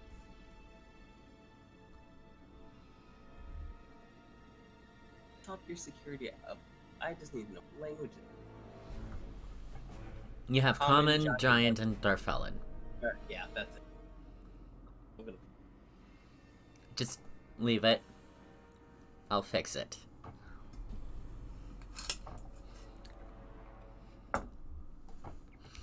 Okay. So, very clearly Dwarvish writing. No idea what the fuck it says. Along the walls, there's sparse pickings, but there are, some weapons and armor lying about on mannequins or on stands. Are they dwarf size?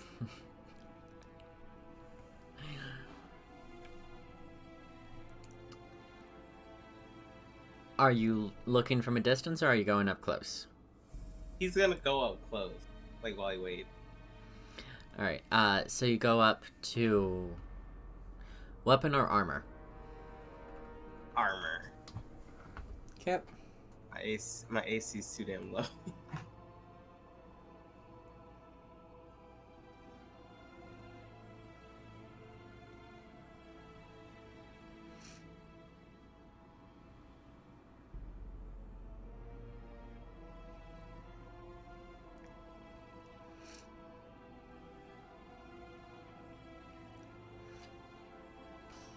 Sorry, I've got to find one that I can look at.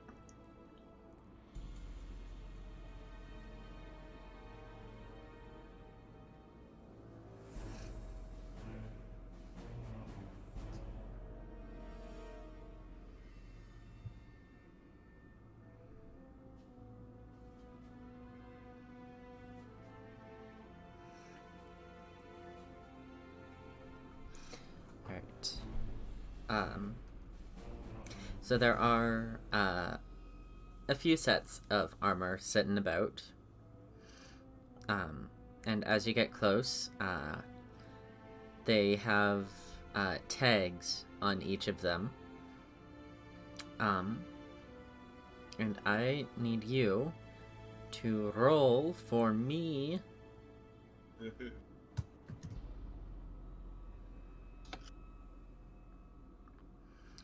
a D8, please. Oh god, which one's that? Yeah, 2 pyramids on top of each other. Nope. My earbud. This one? Yeah.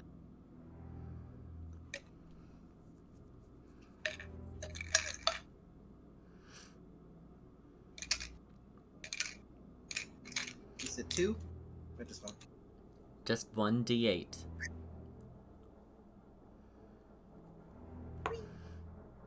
It's 8. That's an 8. Okay. So the one you go up to,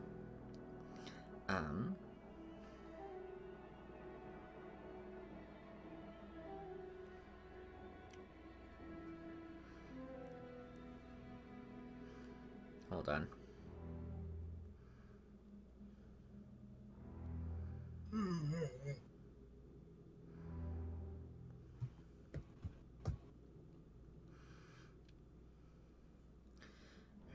Alright, you go up to this set of studded leather armor, and you look at the tag, and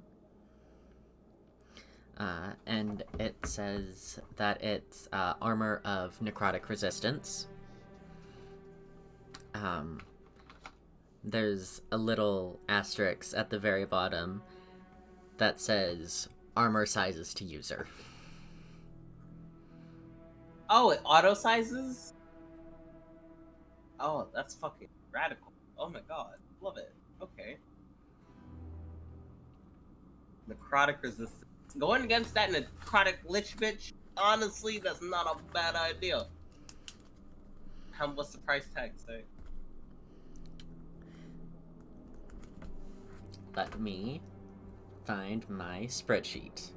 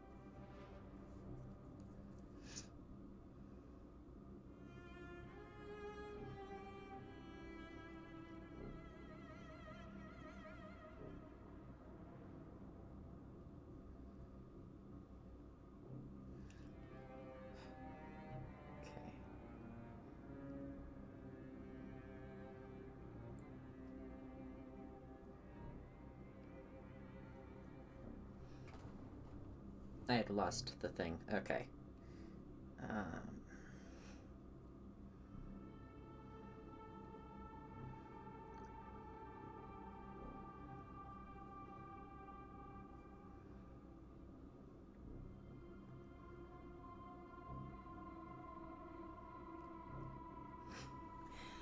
6,000 gold.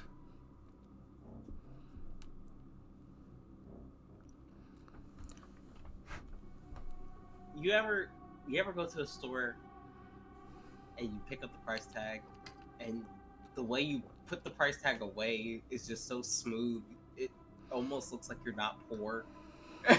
You just kind of glance at it and go, okay. And then you just gently return it, like, I'll just browse for something else.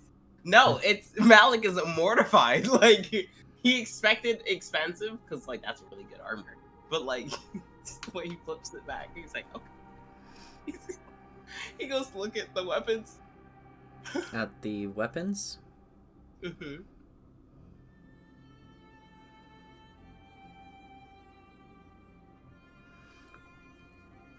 Alright. What kind of weapon specifically are you looking for? Like, what, type of weapon? Swords, maces, etc. Do they have any trident? Are there any tridents in the house? Probably in the wrong shopping area for that.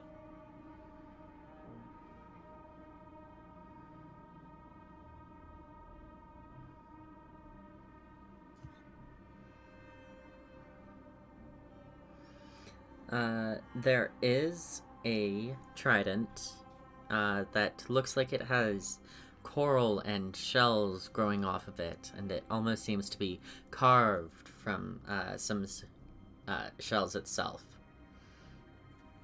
The tag, says that it is a trident of fish command.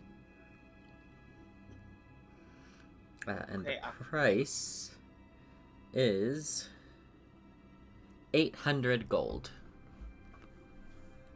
A little more doable.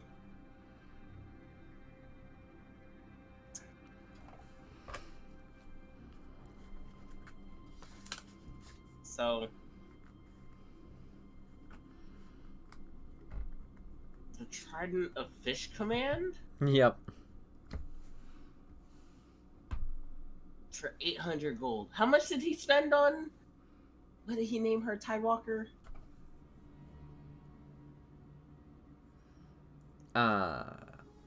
In the Cove, I think it was like 100 maybe. Damn. Okay, he's gonna take Tidewalker off his back and like compare them. Brief. How do they look in terms of quality being side by side? Alright. The Fish Command Trident, looks neater, cleaner. Better.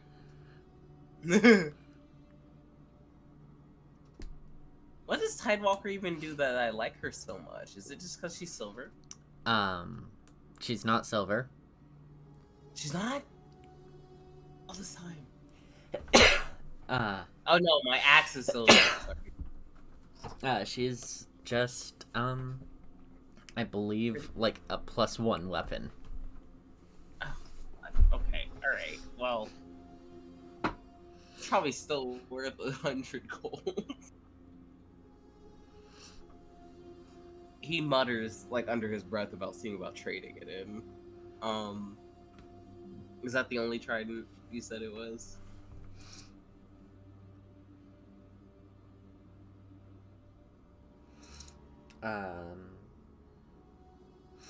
There's one more trident. Ooh. The prongs, the two on the sides, look like carved seahorses with spires coming off of the top of their head, and the center prong looks like a narwhal's horn. Ooh. Exotic. And this one is called Wave. Rice.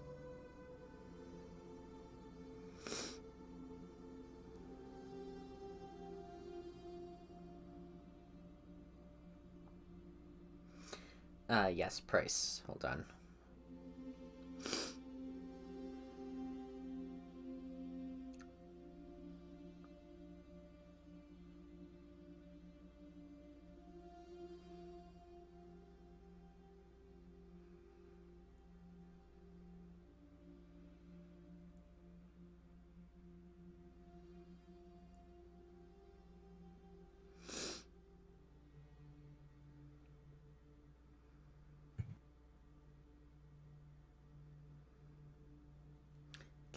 Price 120,000.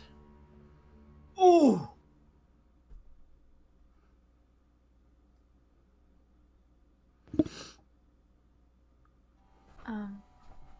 Malik, okay, so you last time Malik gracefully turned the price tag. Malik audibly, as he reads it, just goes, "God damn!" Like just under his breath, like he's just stares at it for so long. Pixie, you started to say something? No, I was just like, that's so much money. That's all. Malik will never see that money in his life. Never. That amount, never. I mean, I do. He'd have to kill somebody and inherit their money or something. Yeah, no, he'd have to. That's a lot of money. Oh my god. There are other weapons in the shop, as well as other armors. Let me check out some my proficient in martial weapons.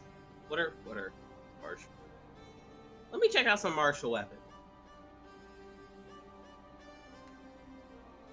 Apparently that's what he's proficient in.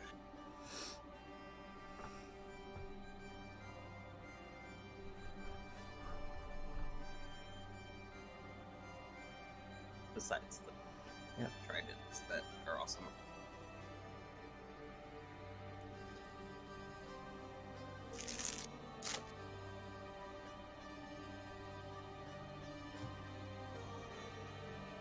I got myself little yogurt tubes. These are martial melee weapons. Yes. So tempted to eat them all today. And just the martial weapons, yeah? And simple, if they have any simple ones. The martial and simple ones. And firearms. I'm tempted. Everyone else has been getting firearms. I might dabble. Not a laser rifle.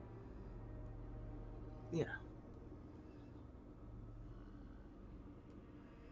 Maybe a harpoon gun. Having a harpoon gun.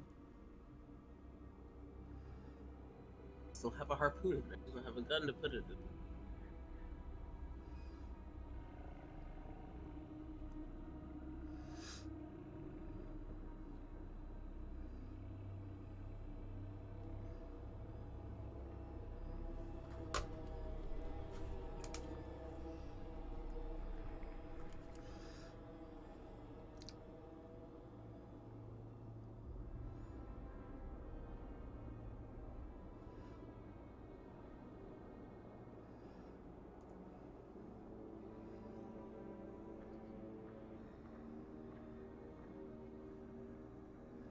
You ever just ponder yourself and wish you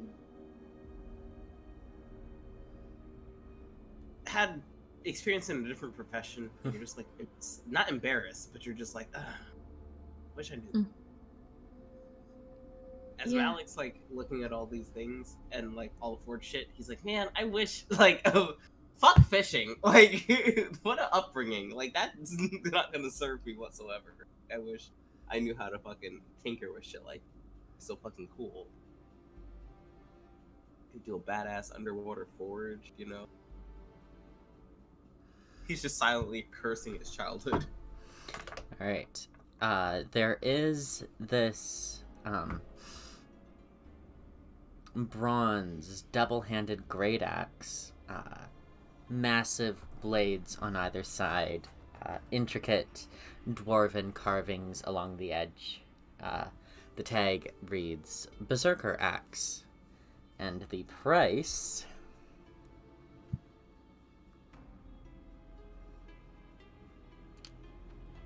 $4,000 gold.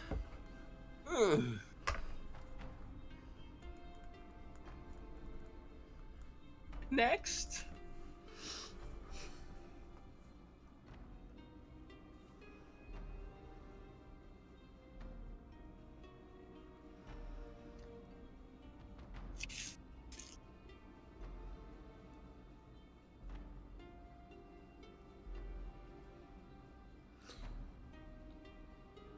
There's a dagger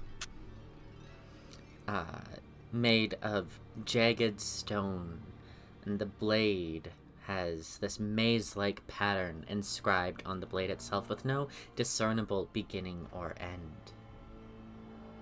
end. The tag reads that it is the Blade of Broken Mirrors. Badass name. Okay.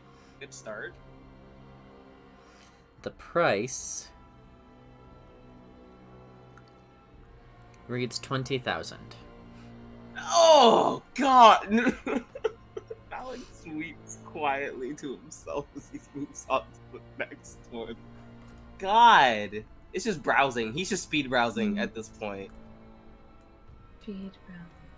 This is Do the you Malik Top think Shop. They at deserve any it. They point worked on those persons. Heidi They would don't- walk past Malik in the Yeah, I'd say Malik's been here long enough, that Heidi can see. See him Uh, struggling. Yeah, I guess Heidi will be walking her way back to the ship and then see a familiar tail, if that's okay. Mhm. And then, Malik, what are you doing? He just and- jumps out of um, his skin practically. Just like, oh, I'm gonna put it in the in no mic. But I drew her piercings really quickly.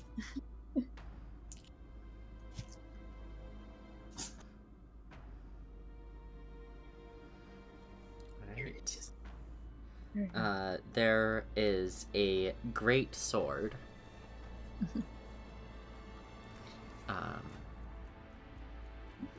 It is the corpse slain great sword. The what? Corpse Corpse slaying. As in, Somebody for killing killing? corpses. For killing an Ooh. undead? You looking at weapons? Yes. And that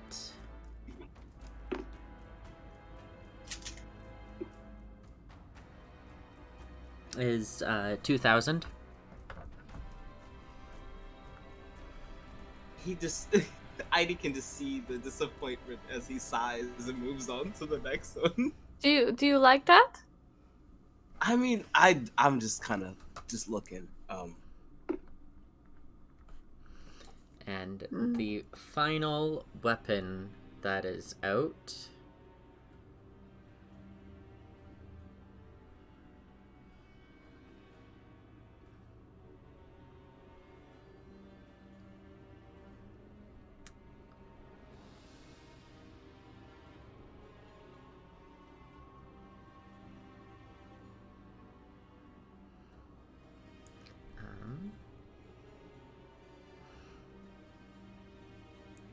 is the Dragon Slaying Longsword. Oh, I already know that bitch's like 40k.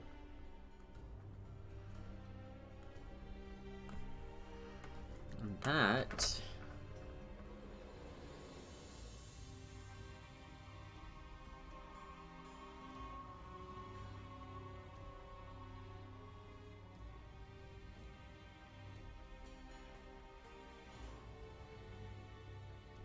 is 4,000. Okay. And no firearms. No. Damn. Firearms are rare. Very rare. Just asking. I just looking at those last two longswords you said, and she's got that Great glimmer in sword her eyes. and longsword. Oh, the first one's a great sword. Okay, Yes. never mind. She's looking at that last long sword. I'm not proficient in great swords.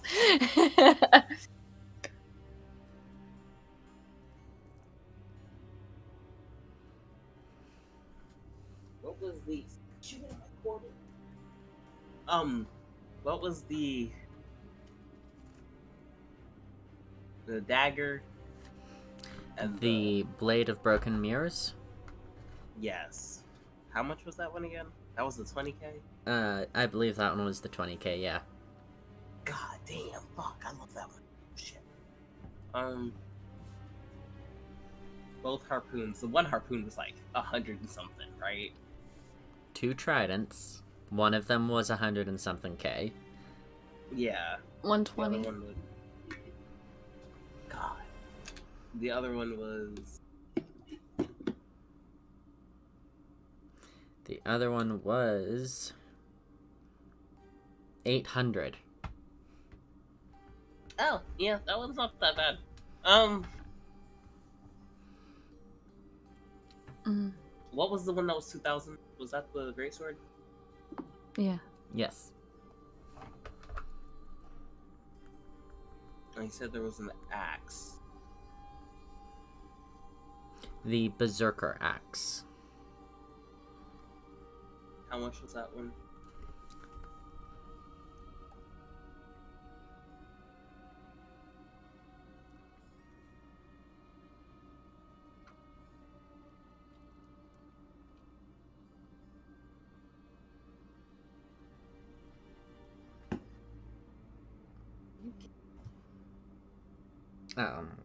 I think it was 3K.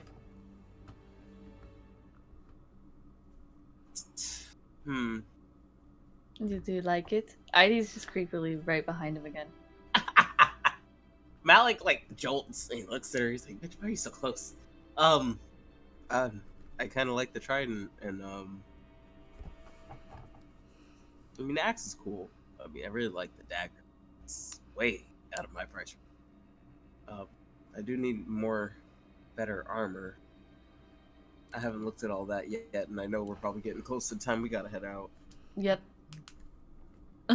That's why I'm here. Has he looked at Eide? Malik's No, I don't think he has. no, Malik hasn't. He hasn't like turned to look through. Malik's like rubbing the back of his neck. He's staring at the fucking like trident so hard, and then he turns around. He's like, "Maybe they'll let me do like a trade." Didn't. And he just stops. Like he What? just stares. He just. You saw this? Yes. I never had an opportunity to do it before. And I told myself the next city would go to, I'd do it. I didn't expect to get to a city so soon.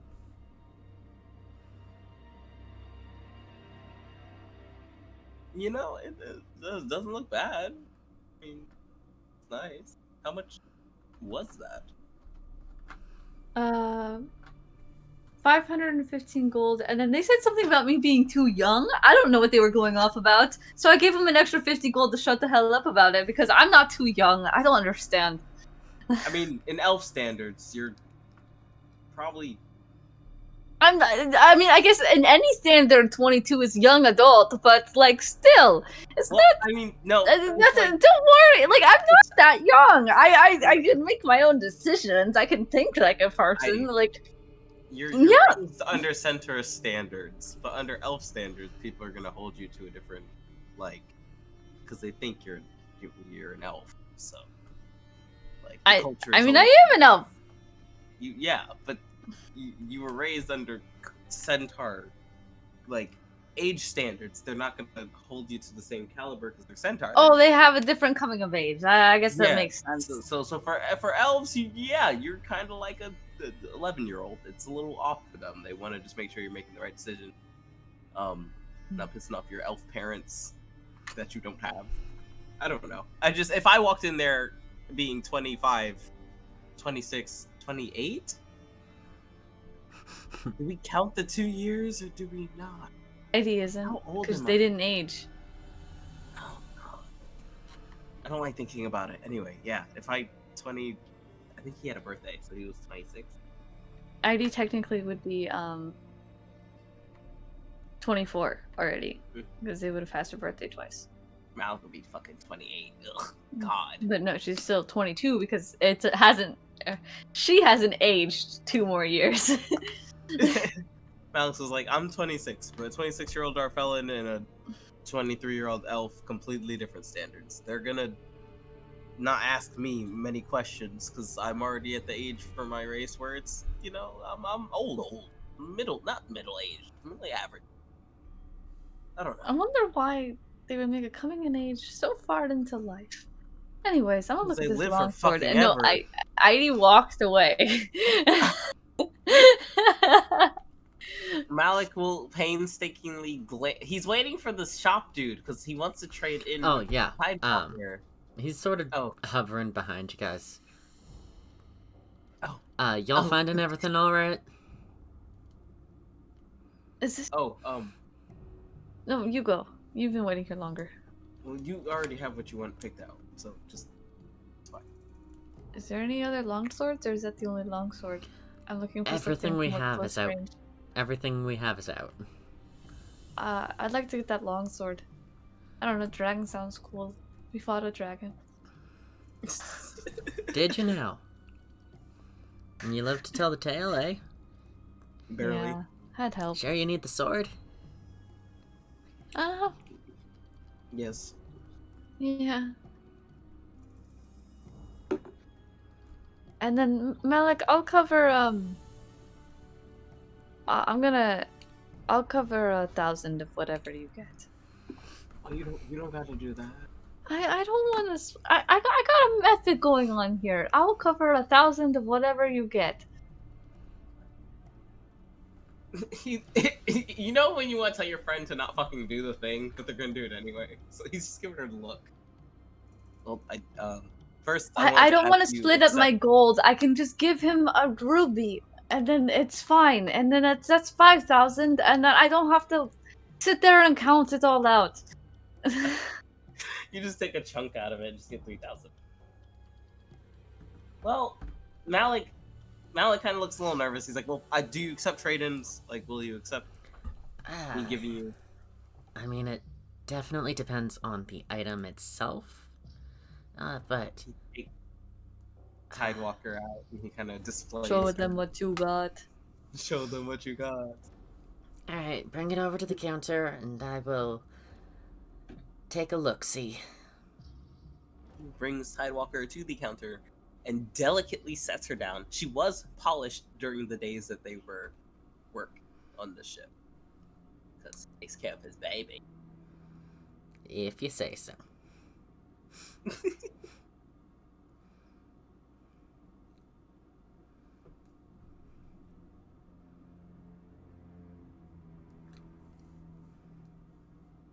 My other character that I play in a game with, Havoc, goes out of her way to sharpen her weapon in the most inopportune moments. I just find it really funny. And shine it and everything, just like randomly in like the busiest spot. She's just gonna sits and then starts doing it.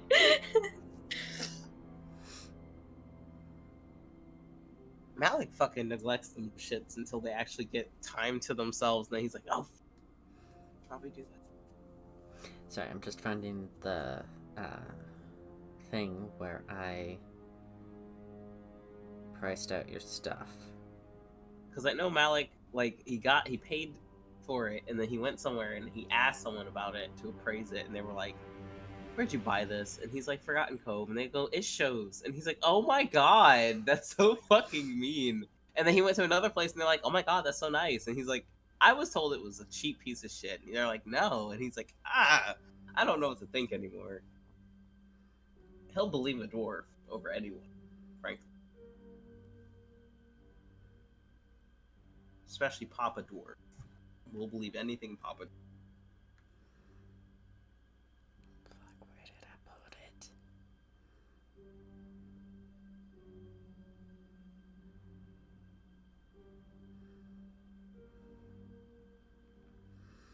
Her.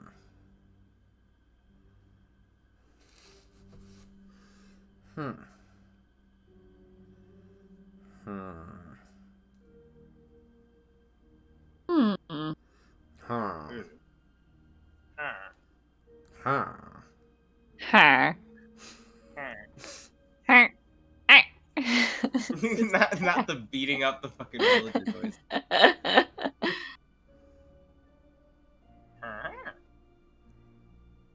And it's like the because the supplies got refilled.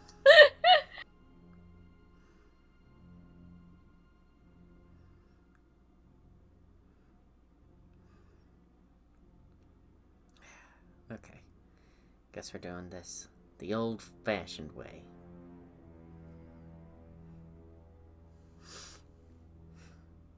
Because I could have sworn I did the thing, but I can't find the thing.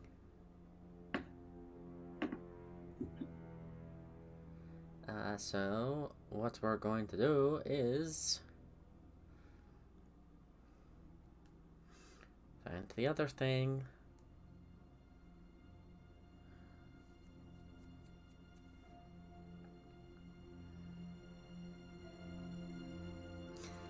That we lost. Fuck. I'm very good at doing things. Jesus. We love doing things.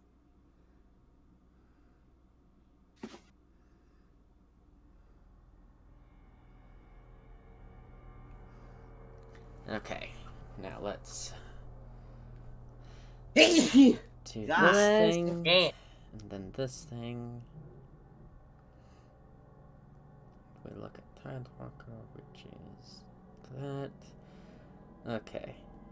So he's gonna look at Tidewalker. He's got it under his multi-lensed appraising glass thing. Eye looker. Jesus.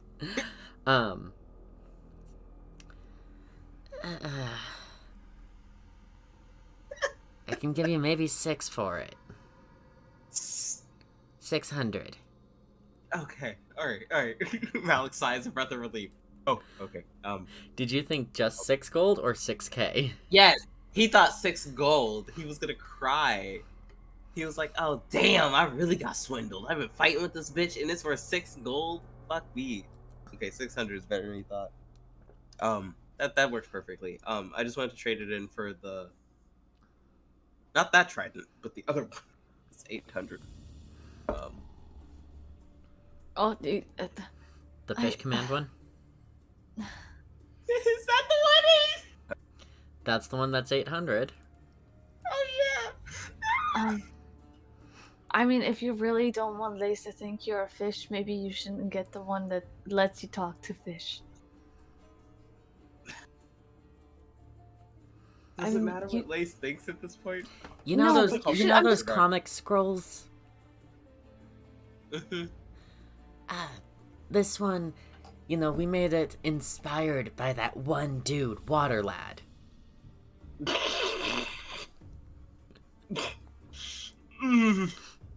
I would get the axe.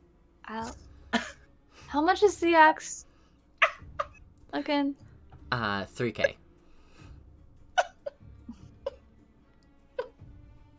Malik looks so embarrassed. He just puts his head in his hands. Like, he's a water lad. Oh my god. I just... My daughter, she really likes them superheroes. I can appreciate that. Because the Malik's thing is, so does he? Okay, is it called? What is it called again? The fish. Trident of Fish Command. Does it actually do the fish command, or is that just the fucking name? You'd have to attune to it to know. Oh my god. Or identify it. But you don't have 10 minutes. Fuck. You have 5 minutes. It's better. Yeah. It's okay. It's better quality than Tidewalker, right? And Tidewalker doesn't have any sort of possible tuning abilities that I know of. It's just a good trident. Tidewalker is a +1 trident, does not require attunement.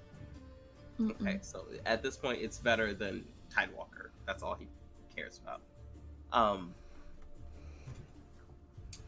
What was the axe again? It's The 3K. Berserker axe is 3k. Mhm. It would be I nice to have okay. 2 different colored axes.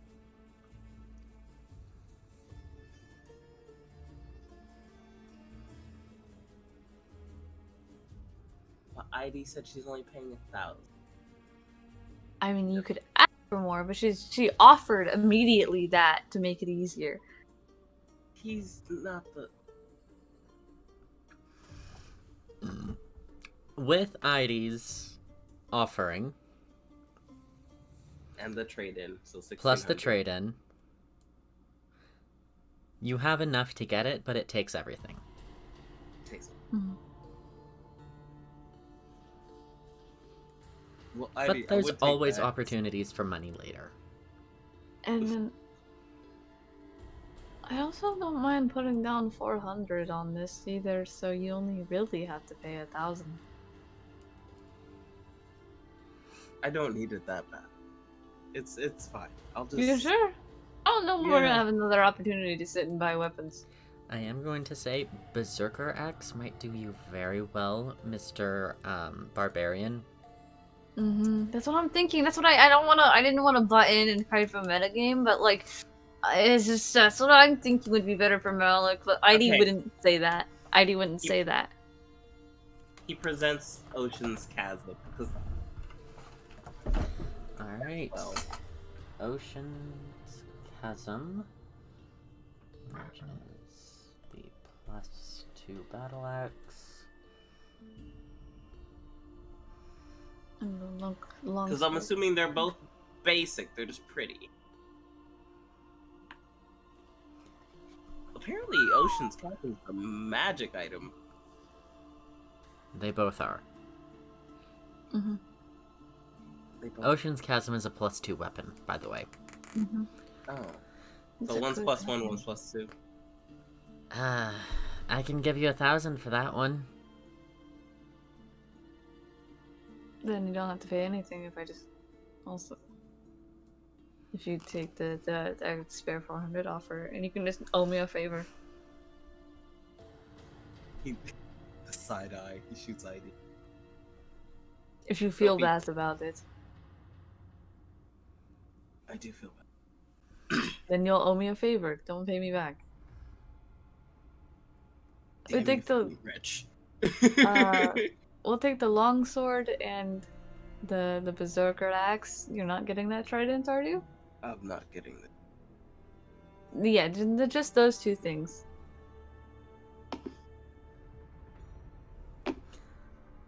So Malik's trading in both Tidewalker and Ocean's Chasm. If you wanted to, Because but then you'd have to pay 1,000 gold still, because Eide's only giving 400 gold and then the 1,000 from the ruby. And I'm already removing the money from my my thing. But 1,000 leaves him with 430. Which, to a commoner, is a lot. Mm-hmm. It is a lot, but like Malik has saved so much money. Yeah, and he can go back to saving more money. Now, because all the money he gets, he owes straight for the thing he wants from the chest. I mean, you donated all of it towards that? I mean, that's what Eide did. Every payment he gets, some of it goes, or all of it goes to the payment. And we'll find money on He travel doesn't and spend money everything. often anyway. I can No. just bite me in the ass. This is gonna bite me somehow. Anyway, he's fucking gonna do it. Alright, so, dude, takes the weapons from you, wraps them each in a cloth, hands them to his daughter, who's right beside super cute little girl, little dwarven girl, child dwarf. Oh yeah, that's children! You know, the child that didn't hatch. She was wrong. Jules lied to me. And she will take Ocean's Chasm and Tidewalker to the back before packing up your guys' weapons and handing them to each of you with a massive smile on her face. And just Thank have you. a lovely day. Oh, What's my sword called? It is the Dragon Slaying Longsword. sounds so much cooler. Well, Berserker Battle Axe is badass. Dragon Slayer longsword. Ooh. Add. Equipment. Malik was like so nostalgically upset when Tidewalker disappeared from view. Just like he looked genuinely like distressed. But then when the little girl came up with this axe, he was like, "Ah, okay, it's fine." It's just for fighting dragons, but I just wanted another weapon that wasn't a spear. Malik's gonna save up for a gun If you can find one. If you can if he can find it. He has to go back to the Feywilds. go, we gotta go. We gotta go, Malik. Let's go back to the boat. Yep. No. All right. Thank you guys for your help. Alright, you guys make your way back to the ship, and you are running about 4 minutes late. God damn it, Malik. So, Megs Malik is is like very a dog. impatiently standing by this cart, by the gangplank. Cart's already been loaded up. Couple horses hitched up to it, and just took you long enough. He couldn't decide on what he was looking for. 'Cause I'm Yes, poor. and I am calling you out for it. It's 'cause I'm Uh-huh. poor. And one of you wanted bling. Oh no, I got done with that immediately. Sorry for being late, Captain. Get in. Get in. I got in. And Lace is sitting up on the front bench, all smug-like. This bitch, because she was there first. Mm-hmm. Malik says nothing. Alright.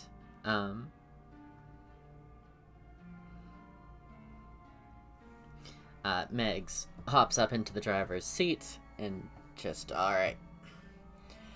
Ship's in Valentine's care for the next week or so while we take this shit to the college. Yeah. Before we go, Fisk. You had some problems with Malone on the ship. Did you want to deal with that now that we're at port? Oh yeah, do you Oh. want to? When you say deal with it, what do you mean? You're fighting with the sword. I don't want to fight her. I don't want to fight her. No.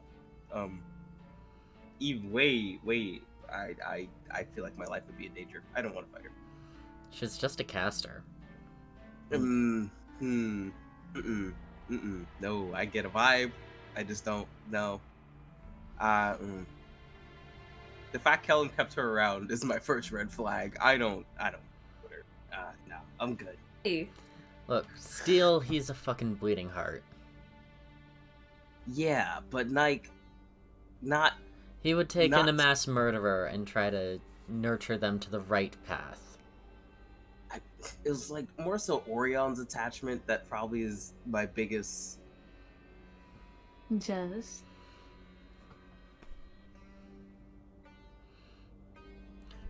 Yes, but. Orion liked that red-headed elf bitch. Got a problem with her, too? Well, yes, but for a whole different reason. I heard they even spent a night together. Me Malik, too. But when Malik, V had a stop. body. Dead in his tracks. He knew this, right? Yeah. Yes. Yeah. No. Yes. He Yeah. just stops. He just stops talking. He's just like. Yeah. Thanks for the reminder. Kind of almost repressed that memory. Almost. I mean, not that I care. I mean, it's part of the agreement when we started dating. Mm-hmm. And does that agreement extend to Uther?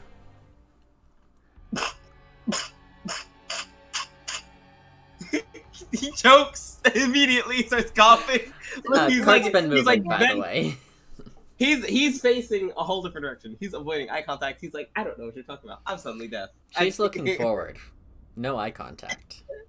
Thank fuck, because he's not answering. He's acting like he's deaf. He's like, Which one's Luther again, Malik?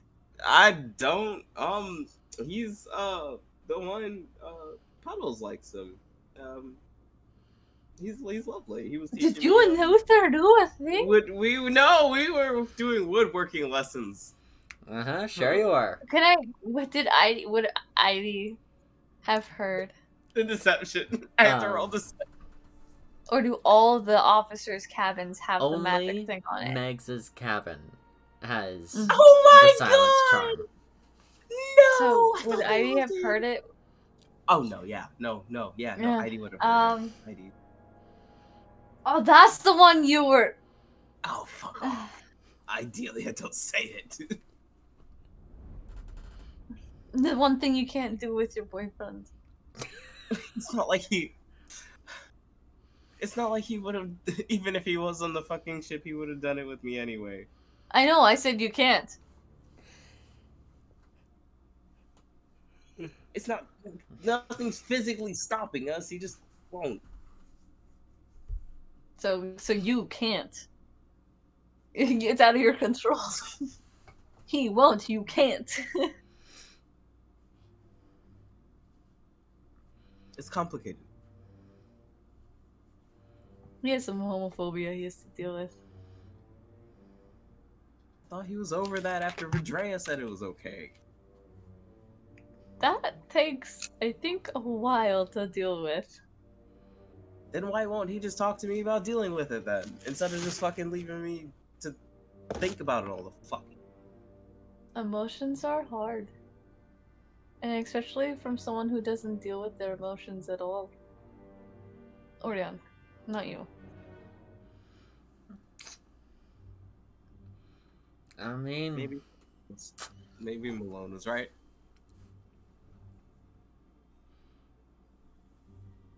Right about what? Come on, you're gonna make us like a half-ass comment like that and make us leave us question, and you're gonna finish the comment. We're stuck in this cart for I don't know how long. He's like mid-breath trying to finish a sentence and he's like, what? Don't leave us hanging, bitch. Keep going. Keep talking. You chose 2 seconds too long to pause. Heidi, can I please like inhale before I continue speaking? Not allowed. Okay, so like when Malone healed me back at your village, she kept saying some weird shit about me and Orion. And I'm pretty sure this is after they were sneaking around in the fucking when we got caught in the hallway.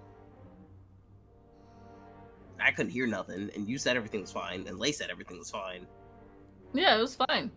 And then it was not fine, and then they got mad, which means it wasn't fine, because why would they get mad if nothing happened?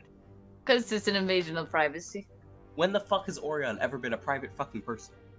All the He time. doesn't. With every single emotion.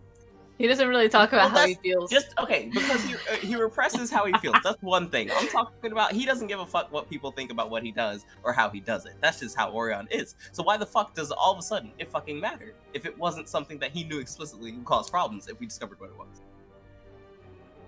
What about Malone makes her so special that not only instead of just kicking her to the curb, which he does with every other fucking person that even so remotely assists us in a mission outside of our own group, that he has to keep her. And not only keep her, but bring her to the ship, keep her on the ship, and leave her unattended on said ship. I mean, granted, Max is doing a great job. I know you're not babysitting, but like,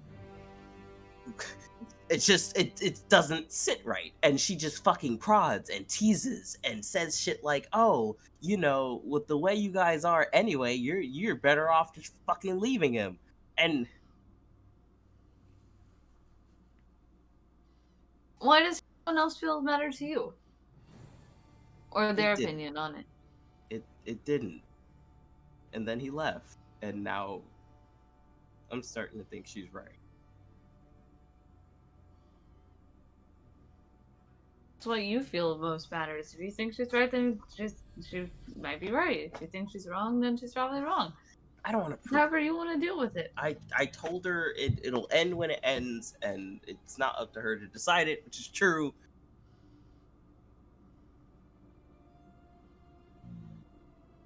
Not my dog snoring. I was loud as fuck. I hope y'all didn't do that. Malik's just kind of like sunk in on himself in the in the back now, just kind of like he's picking at the cart with his claws, not like damaging it, but he's just like, Isn't that how you broke the thing that started the thing in the first place? shut up. I didn't break anything.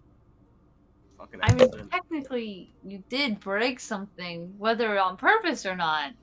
It was my thing. still It came out broke of my it. body. It was my thing. I was just touching it.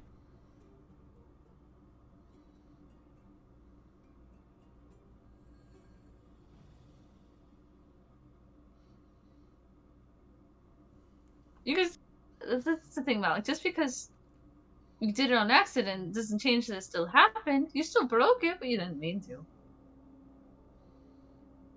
What is this conversation getting us? Nowhere. It's just passing the time. I'm gonna take a nap. Alright. Malik, tuckering down for a nap. And Mags is all like, I ain't driving the entire time. We've got about a day and a half ride. Someone is taking over in 4 hours. I will. On that note, we're going to take our little breaky break. Sounds good.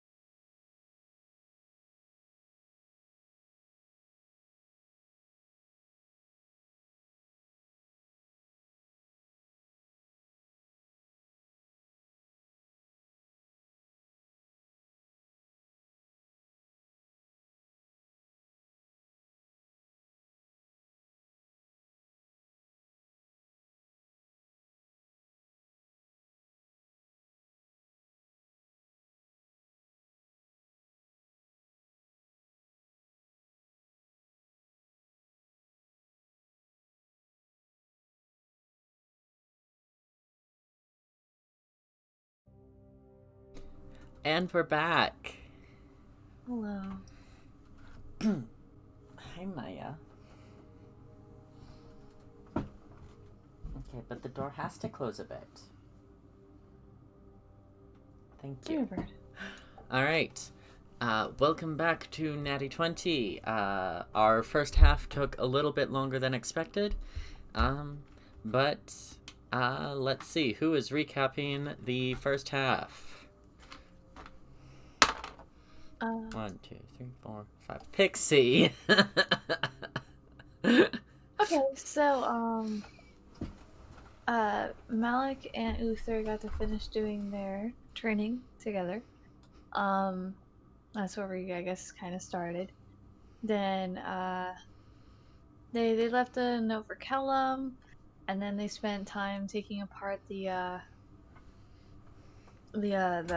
thing. Looking at the broken apart thing. Yeah, looking at the broken apart thing first, and then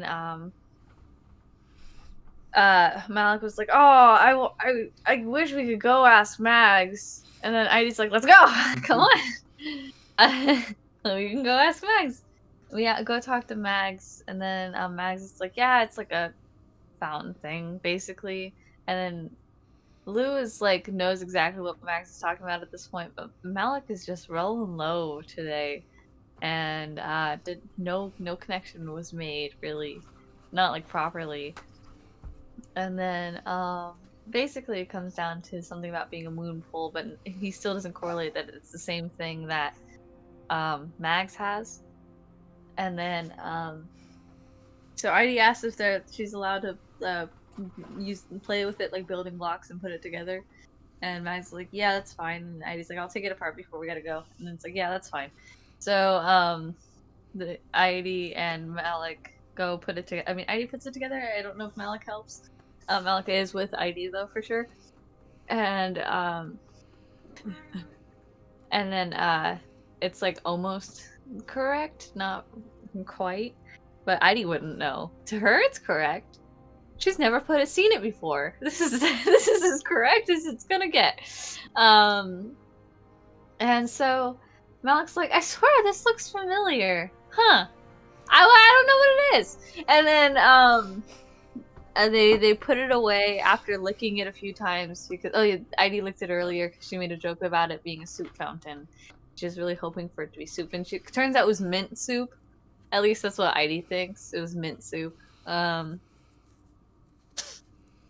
Then yeah, that DC was really easy to beat. Jesus Christ. But after that, they put it back together. That they got to port.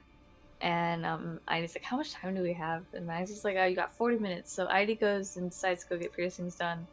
And then Malik goes to get food. He gets some fish, and he gets judged by his character that he cannot handle the spices. And then after that, like, it's just Heidi getting the piercings. And Heidi just blabbers everything to this random NPC because she's like, I'll never probably see this person again, I hope. And then also she sounds crazy and insane. And then she gets piercings done, and she goes and finds Malik at the Blacksmith. Blacksmith, yeah. And then she picks out a long sword, and Malik takes his sweet time trying to figure out which thing he's gonna get. And then they're 4 minutes late back to the boat, and Max is a little disappointed, and Lisa's like, heh. But they're on their way to deliver it's the moon pole. We know, the players know it's the moon pole, but the characters don't. And Malik is currently complaining about his romantic life. And then he went down and took a nap. Yeah. Little nappy nap. Yeah. Alright. So day and a half, 4-hour shifts. Alright.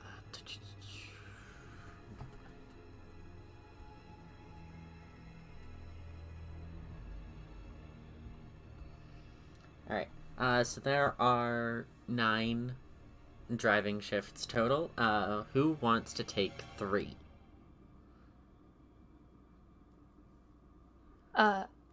Malik will take. Malik's taking 3? Yeah. Okay. Can Lace even drive? Yes. Can Lace drive? Are they horses, though? They are horses. No, Lace is hiding in the driving. back. Lace Yeah. is gonna even look at them. That's why it's divided by 4, not 5. Okay.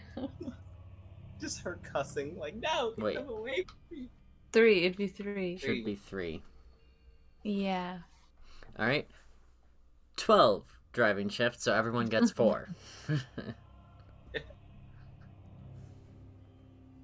Heidi will take the one after Malik, so take 4. Everyone gets 4. No, yeah. It's just in order. Okay. I thought we were figuring out the order still. Uh, But no, slot number 4 is what she's taking. she'll see after Malik for that. That's all. Alright. Alright, while on the road, are you wanting to do anything? Any conversations to be had? Gossip to be spilled?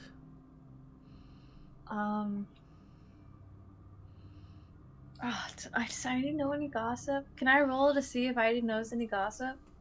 Sure. What do I roll? Insight? Okay.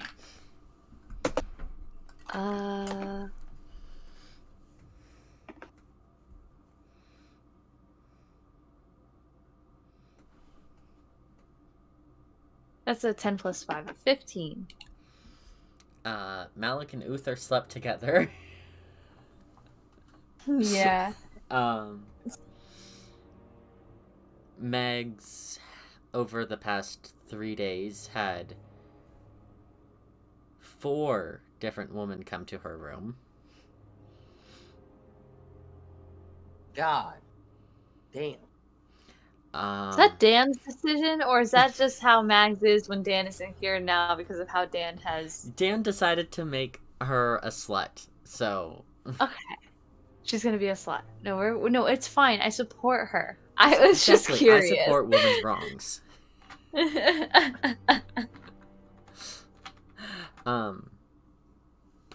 Let's see what else. Do you want strictly ship gossip or something you might have picked up on the street? Yes. Either. I'll roll. I'll make a choice. Ship gossip is 1. Street gossip is 2. Ship gossip. All right.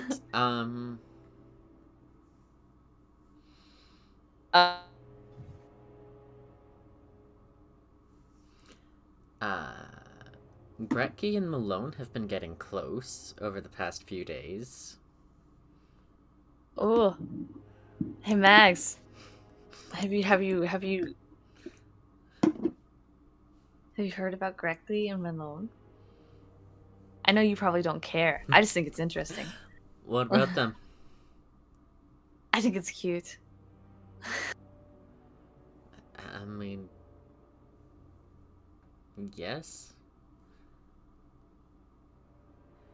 I mean, Said, what? Malik. romance in general is cute. I'm not entirely sure it's just romance, but in between them, though. Sexual things can be cute. I took 2 seconds to think about that. Wouldn't you know, Malik? Malik just wanting a fucking nap again. Just stop. This could be any time. This is In at any point on the drive. yeah. He's just trying to like lay low. He just like cracks. He like cracks an eye open. He's like, "Huh? What were we talking about?" I didn't think getting a new job meant getting a new partner too. Yeah, how does Orion feel about that? Heard anything? He hasn't Told responded him? to some letter, so no, I haven't told him anything. Don't you guys got that sentence to him? I mean, it's been a day. We can tell him now. It's daylight. Orion's not gonna be listening. He'll hear it, I and Callum doubt he can't get. listens that closely. Callum can also just get his attention.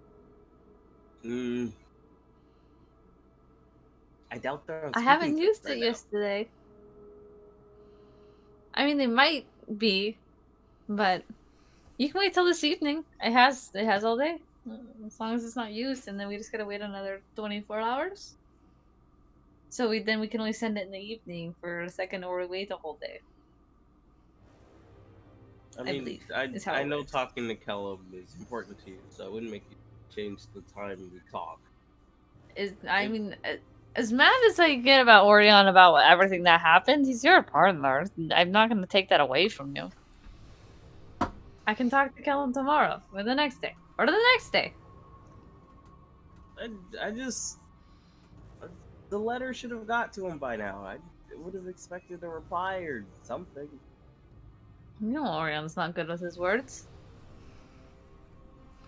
Shouldn't take him a fucking week to write one, let alone a sentence. All he has to do is say like, "Oh, you know, shit's fine." He's not the crackhead like you are. You spent like all night writing that letter, dude. It might take him a second. I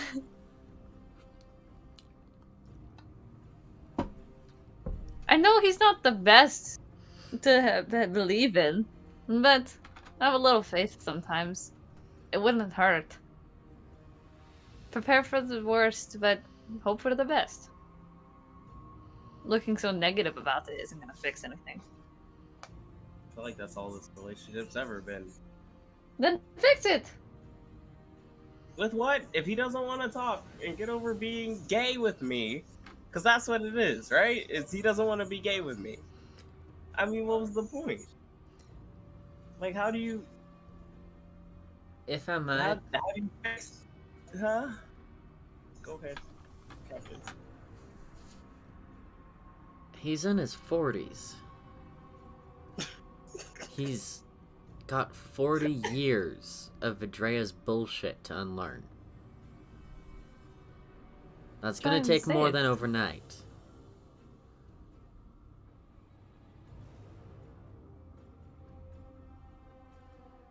You can't force Something like that.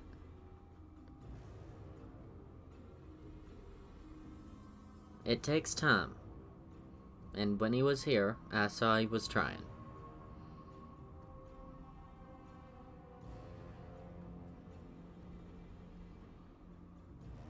But who knows? Maybe he's not responding because he's dead. Malik just kind of turns back over.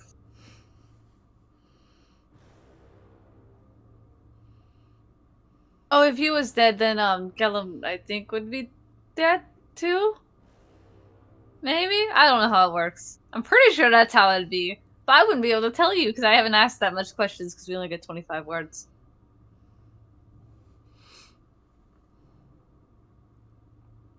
So you want me to tell him I fucked Luther? Yeah, you probably.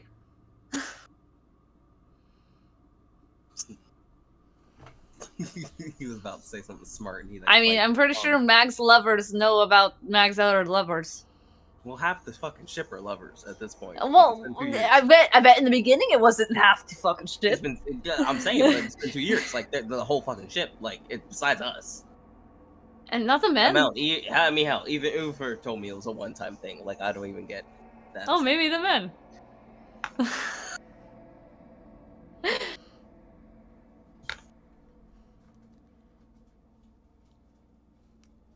Look, you want him to be open and communicative with you, then you gotta communicate back.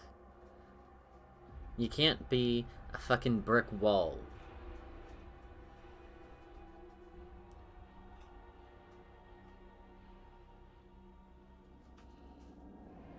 You're complaining that he won't talk about his shit with you, but you won't tell him your shit.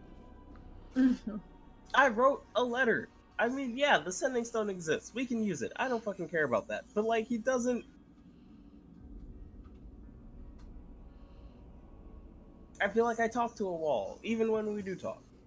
There's a wall there. I don't. It's frustrating. I just don't see the. It's not that I don't see the point. That's not true. Sounds like that's what you were gonna say.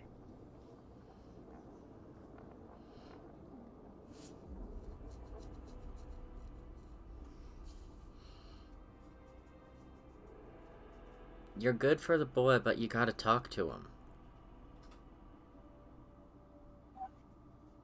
He's been better since he's known you. I know, but I guess I'm so sick of fixing myself at this point. I don't have the energy to fix him on top of it. I mean, not fix him. No one said you like, gotta fix him. I'm sick of having to work this hard for even minimal things. So, I think that's why I'm frustrated. Then stop. Don't be working so hard and just be patient. Stop trying to force an issue and just wait for him. You can't force a cat in a box. He's gonna go in the box whether he wants to or not. I feel like by the time he gets in the box, I'll be dead. I have tea. Okay, spill it. You don't have to wait forever, too, though, is also the thing. But if you cared, then... We have a month, little less than a month, before we have to go back to that island, supposedly, to pick them up, dead, alive, mutated, separate bodies. We don't fucking know. I personally don't... I don't know. I just... Speak your mind. We got time.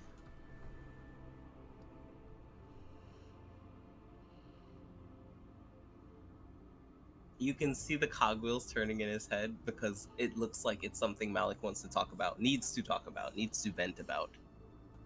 But the topic obviously is something he's very carefully keeping to himself.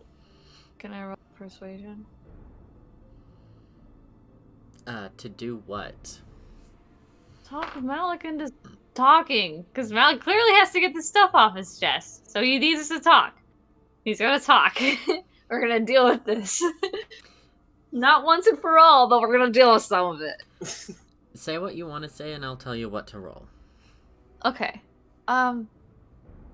Malik, you clearly I have a lot of feelings about this, and keeping them all bottled up isn't going to help anything. Just talk. It would be bad if I said animal handling, right?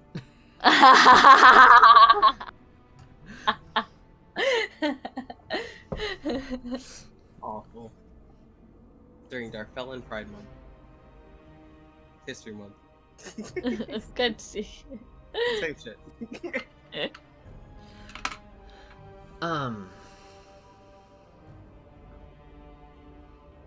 I don't like rolling persuasion against PCs.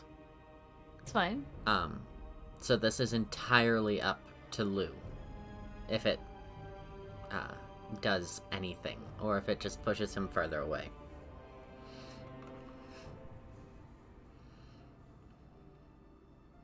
The venting about Orion, he might.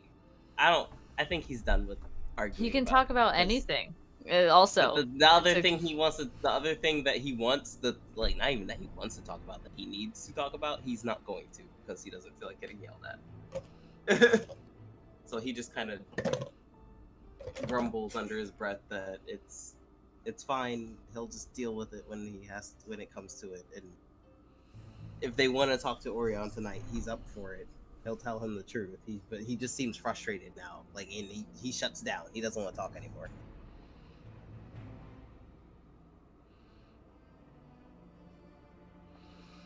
You know, he probably hasn't gotten Malik's letter. Probably. I mean- I don't know what V is doing. He's at a castle, ain't he? Yeah.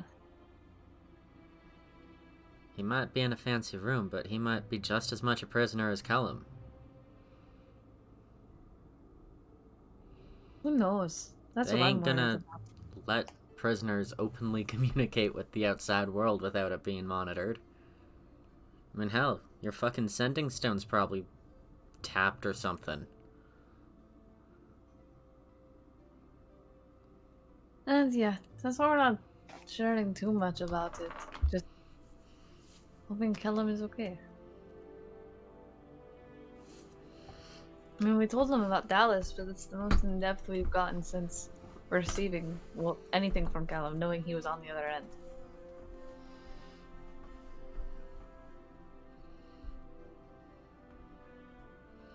He has Yara's stone. I have Callum's stone.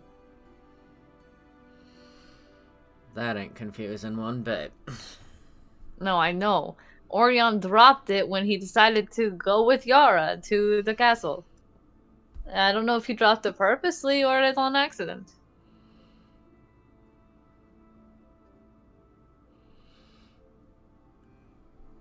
Couldn't tell ya. I'm pretty sure it was on purpose.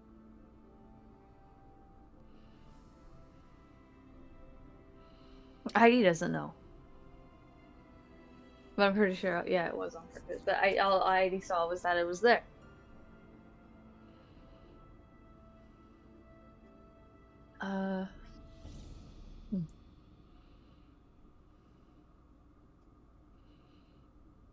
Keeping things, I don't know.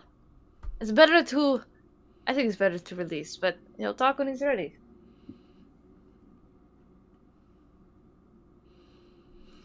Yeah, I mean, one thing on my ship is we all talk with each other now. I know under Steele's command it was secrets abound and keeping to yourself, but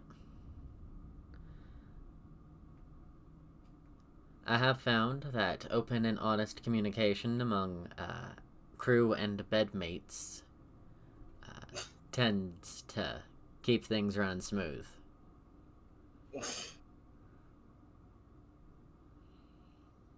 Honesty is the best policy. I'm not really anticipating much more with bedmates.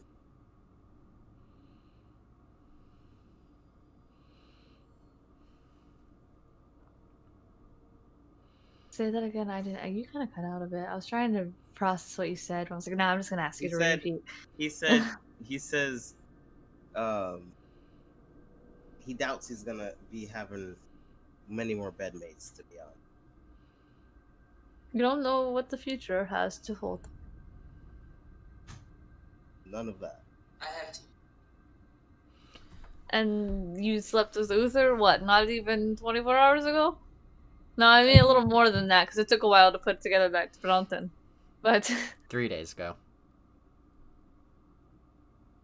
Yeah, like days ago. And you think you ain't gonna get no more? What, you dying? days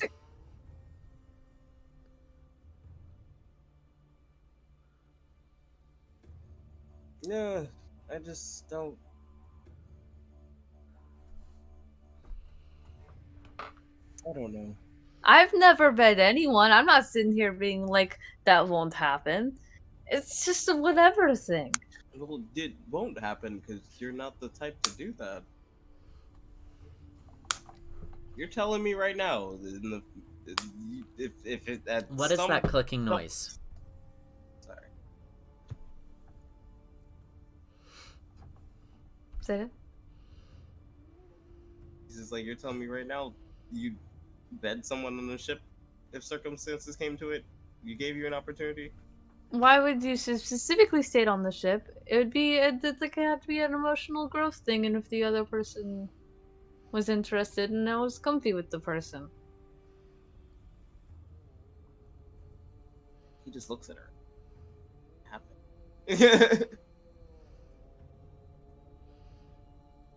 You have a whole fiance who may or may not be dead, but like you don't know if she's dead yet. It's an arranged marriage. Yeah.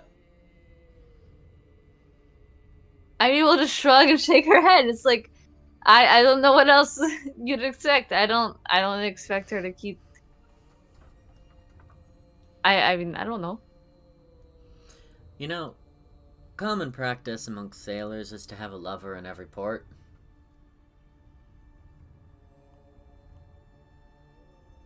He's not a sailor. I know Prince. Hey, why does everyone say I'm not a sailor? I'm not a pirate. Ugh. I'm the one who made most of those shots with the cannon. Thank you very much. You remember your first few weeks sliding around the deck? That didn't happen because she didn't have hooves. Yeah, but she didn't have steady sea legs. Why would she slide everywhere? I still imagine she busted her ass. Like when the why are you inputting your imagination on something that? Because why wouldn't she still bust her ass? They just they remember her in a different body, but they don't. It's not like it changes completely. A wish spell is very powerful. A lot of things have changed. I feel like we need to rewrite it so I know, because it's kind of frustrating just trying to guess. She probably didn't slide around. She would have been unsteady for maybe the first 2 days, but she wouldn't have been slipping and sliding. Mm-hmm. Just crashing into things. Like, as the wave goes, she'd be like, oh, my bad. Just...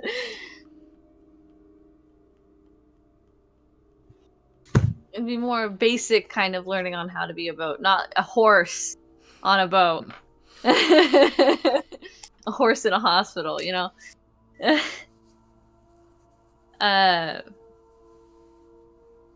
But yeah. Then... I don't know what was said before then, but now I got lost track because I got caught on that. My bad.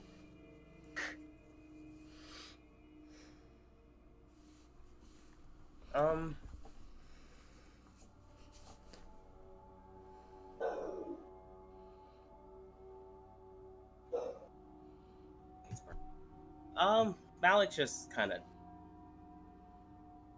I don't know. I guess the conversation is him anymore. He's just.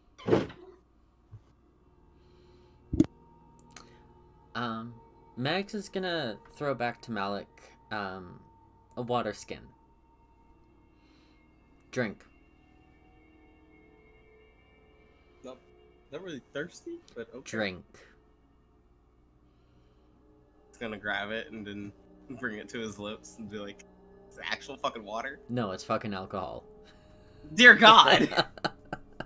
It hits his lips and he like brings it down and looks at her like, "What are you trying to do to me?" You seem tense. Drink. You know, father had alcoholism back in my time. He ain't your blood. You don't know that. Oh yeah, wait, no, how many people know his backstory on this shit? As far as I know, you were adopted. So whoever your father was, he ain't your blood. Yeah, but like, learned behaviors. He's gonna drink it, like, begrudgingly, as he's arguing.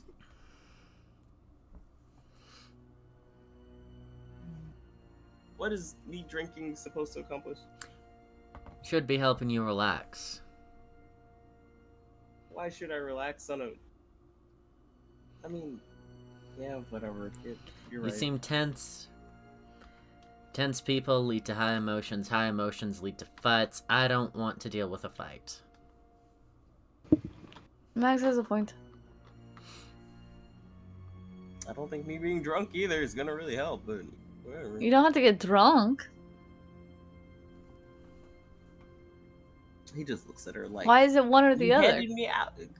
There's... There's a middle ground for everything.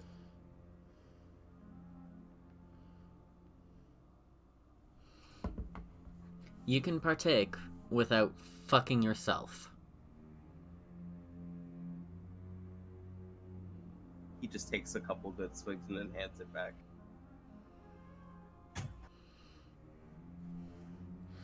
Lace is probably gonna grab it before it gets to Megs and take a swig. And then go back to whittling a bear. Whittling a wee bear. A wee bear. Just whittling a wee bear, family. Wee bear. Alright, any other conversations you guys wanted to have while on the road?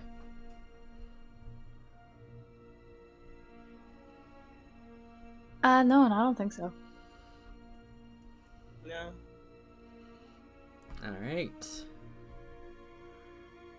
Well, if there is absolutely nothing else you guys want to do on the road,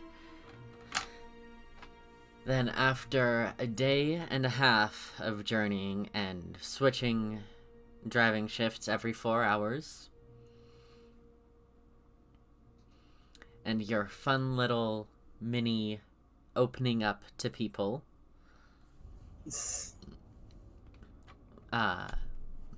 the cart reaches this small valley. The inside has this massive white and gold stone building, and you can see several specks of people walking about the grounds in front of it. Scattered around the grounds, you can see several tall marble statues. Some of the people wandering around are carrying books. Most of them are in robes of a sort. You have reached the College of the Divine. And that is where we're going to call it for tonight. Oh, okay, cool. Thank you, everybody, for coming and hanging out. As a reminder, there is no Natty 20 stream next week. We might be playing Phasmophobia. I don't know yet. We'll see. There's Baldur's Gate on Friday. And that's been fun. We're doing a good dirge run. Yeah. I love each and every one of you. See you next week. Bye.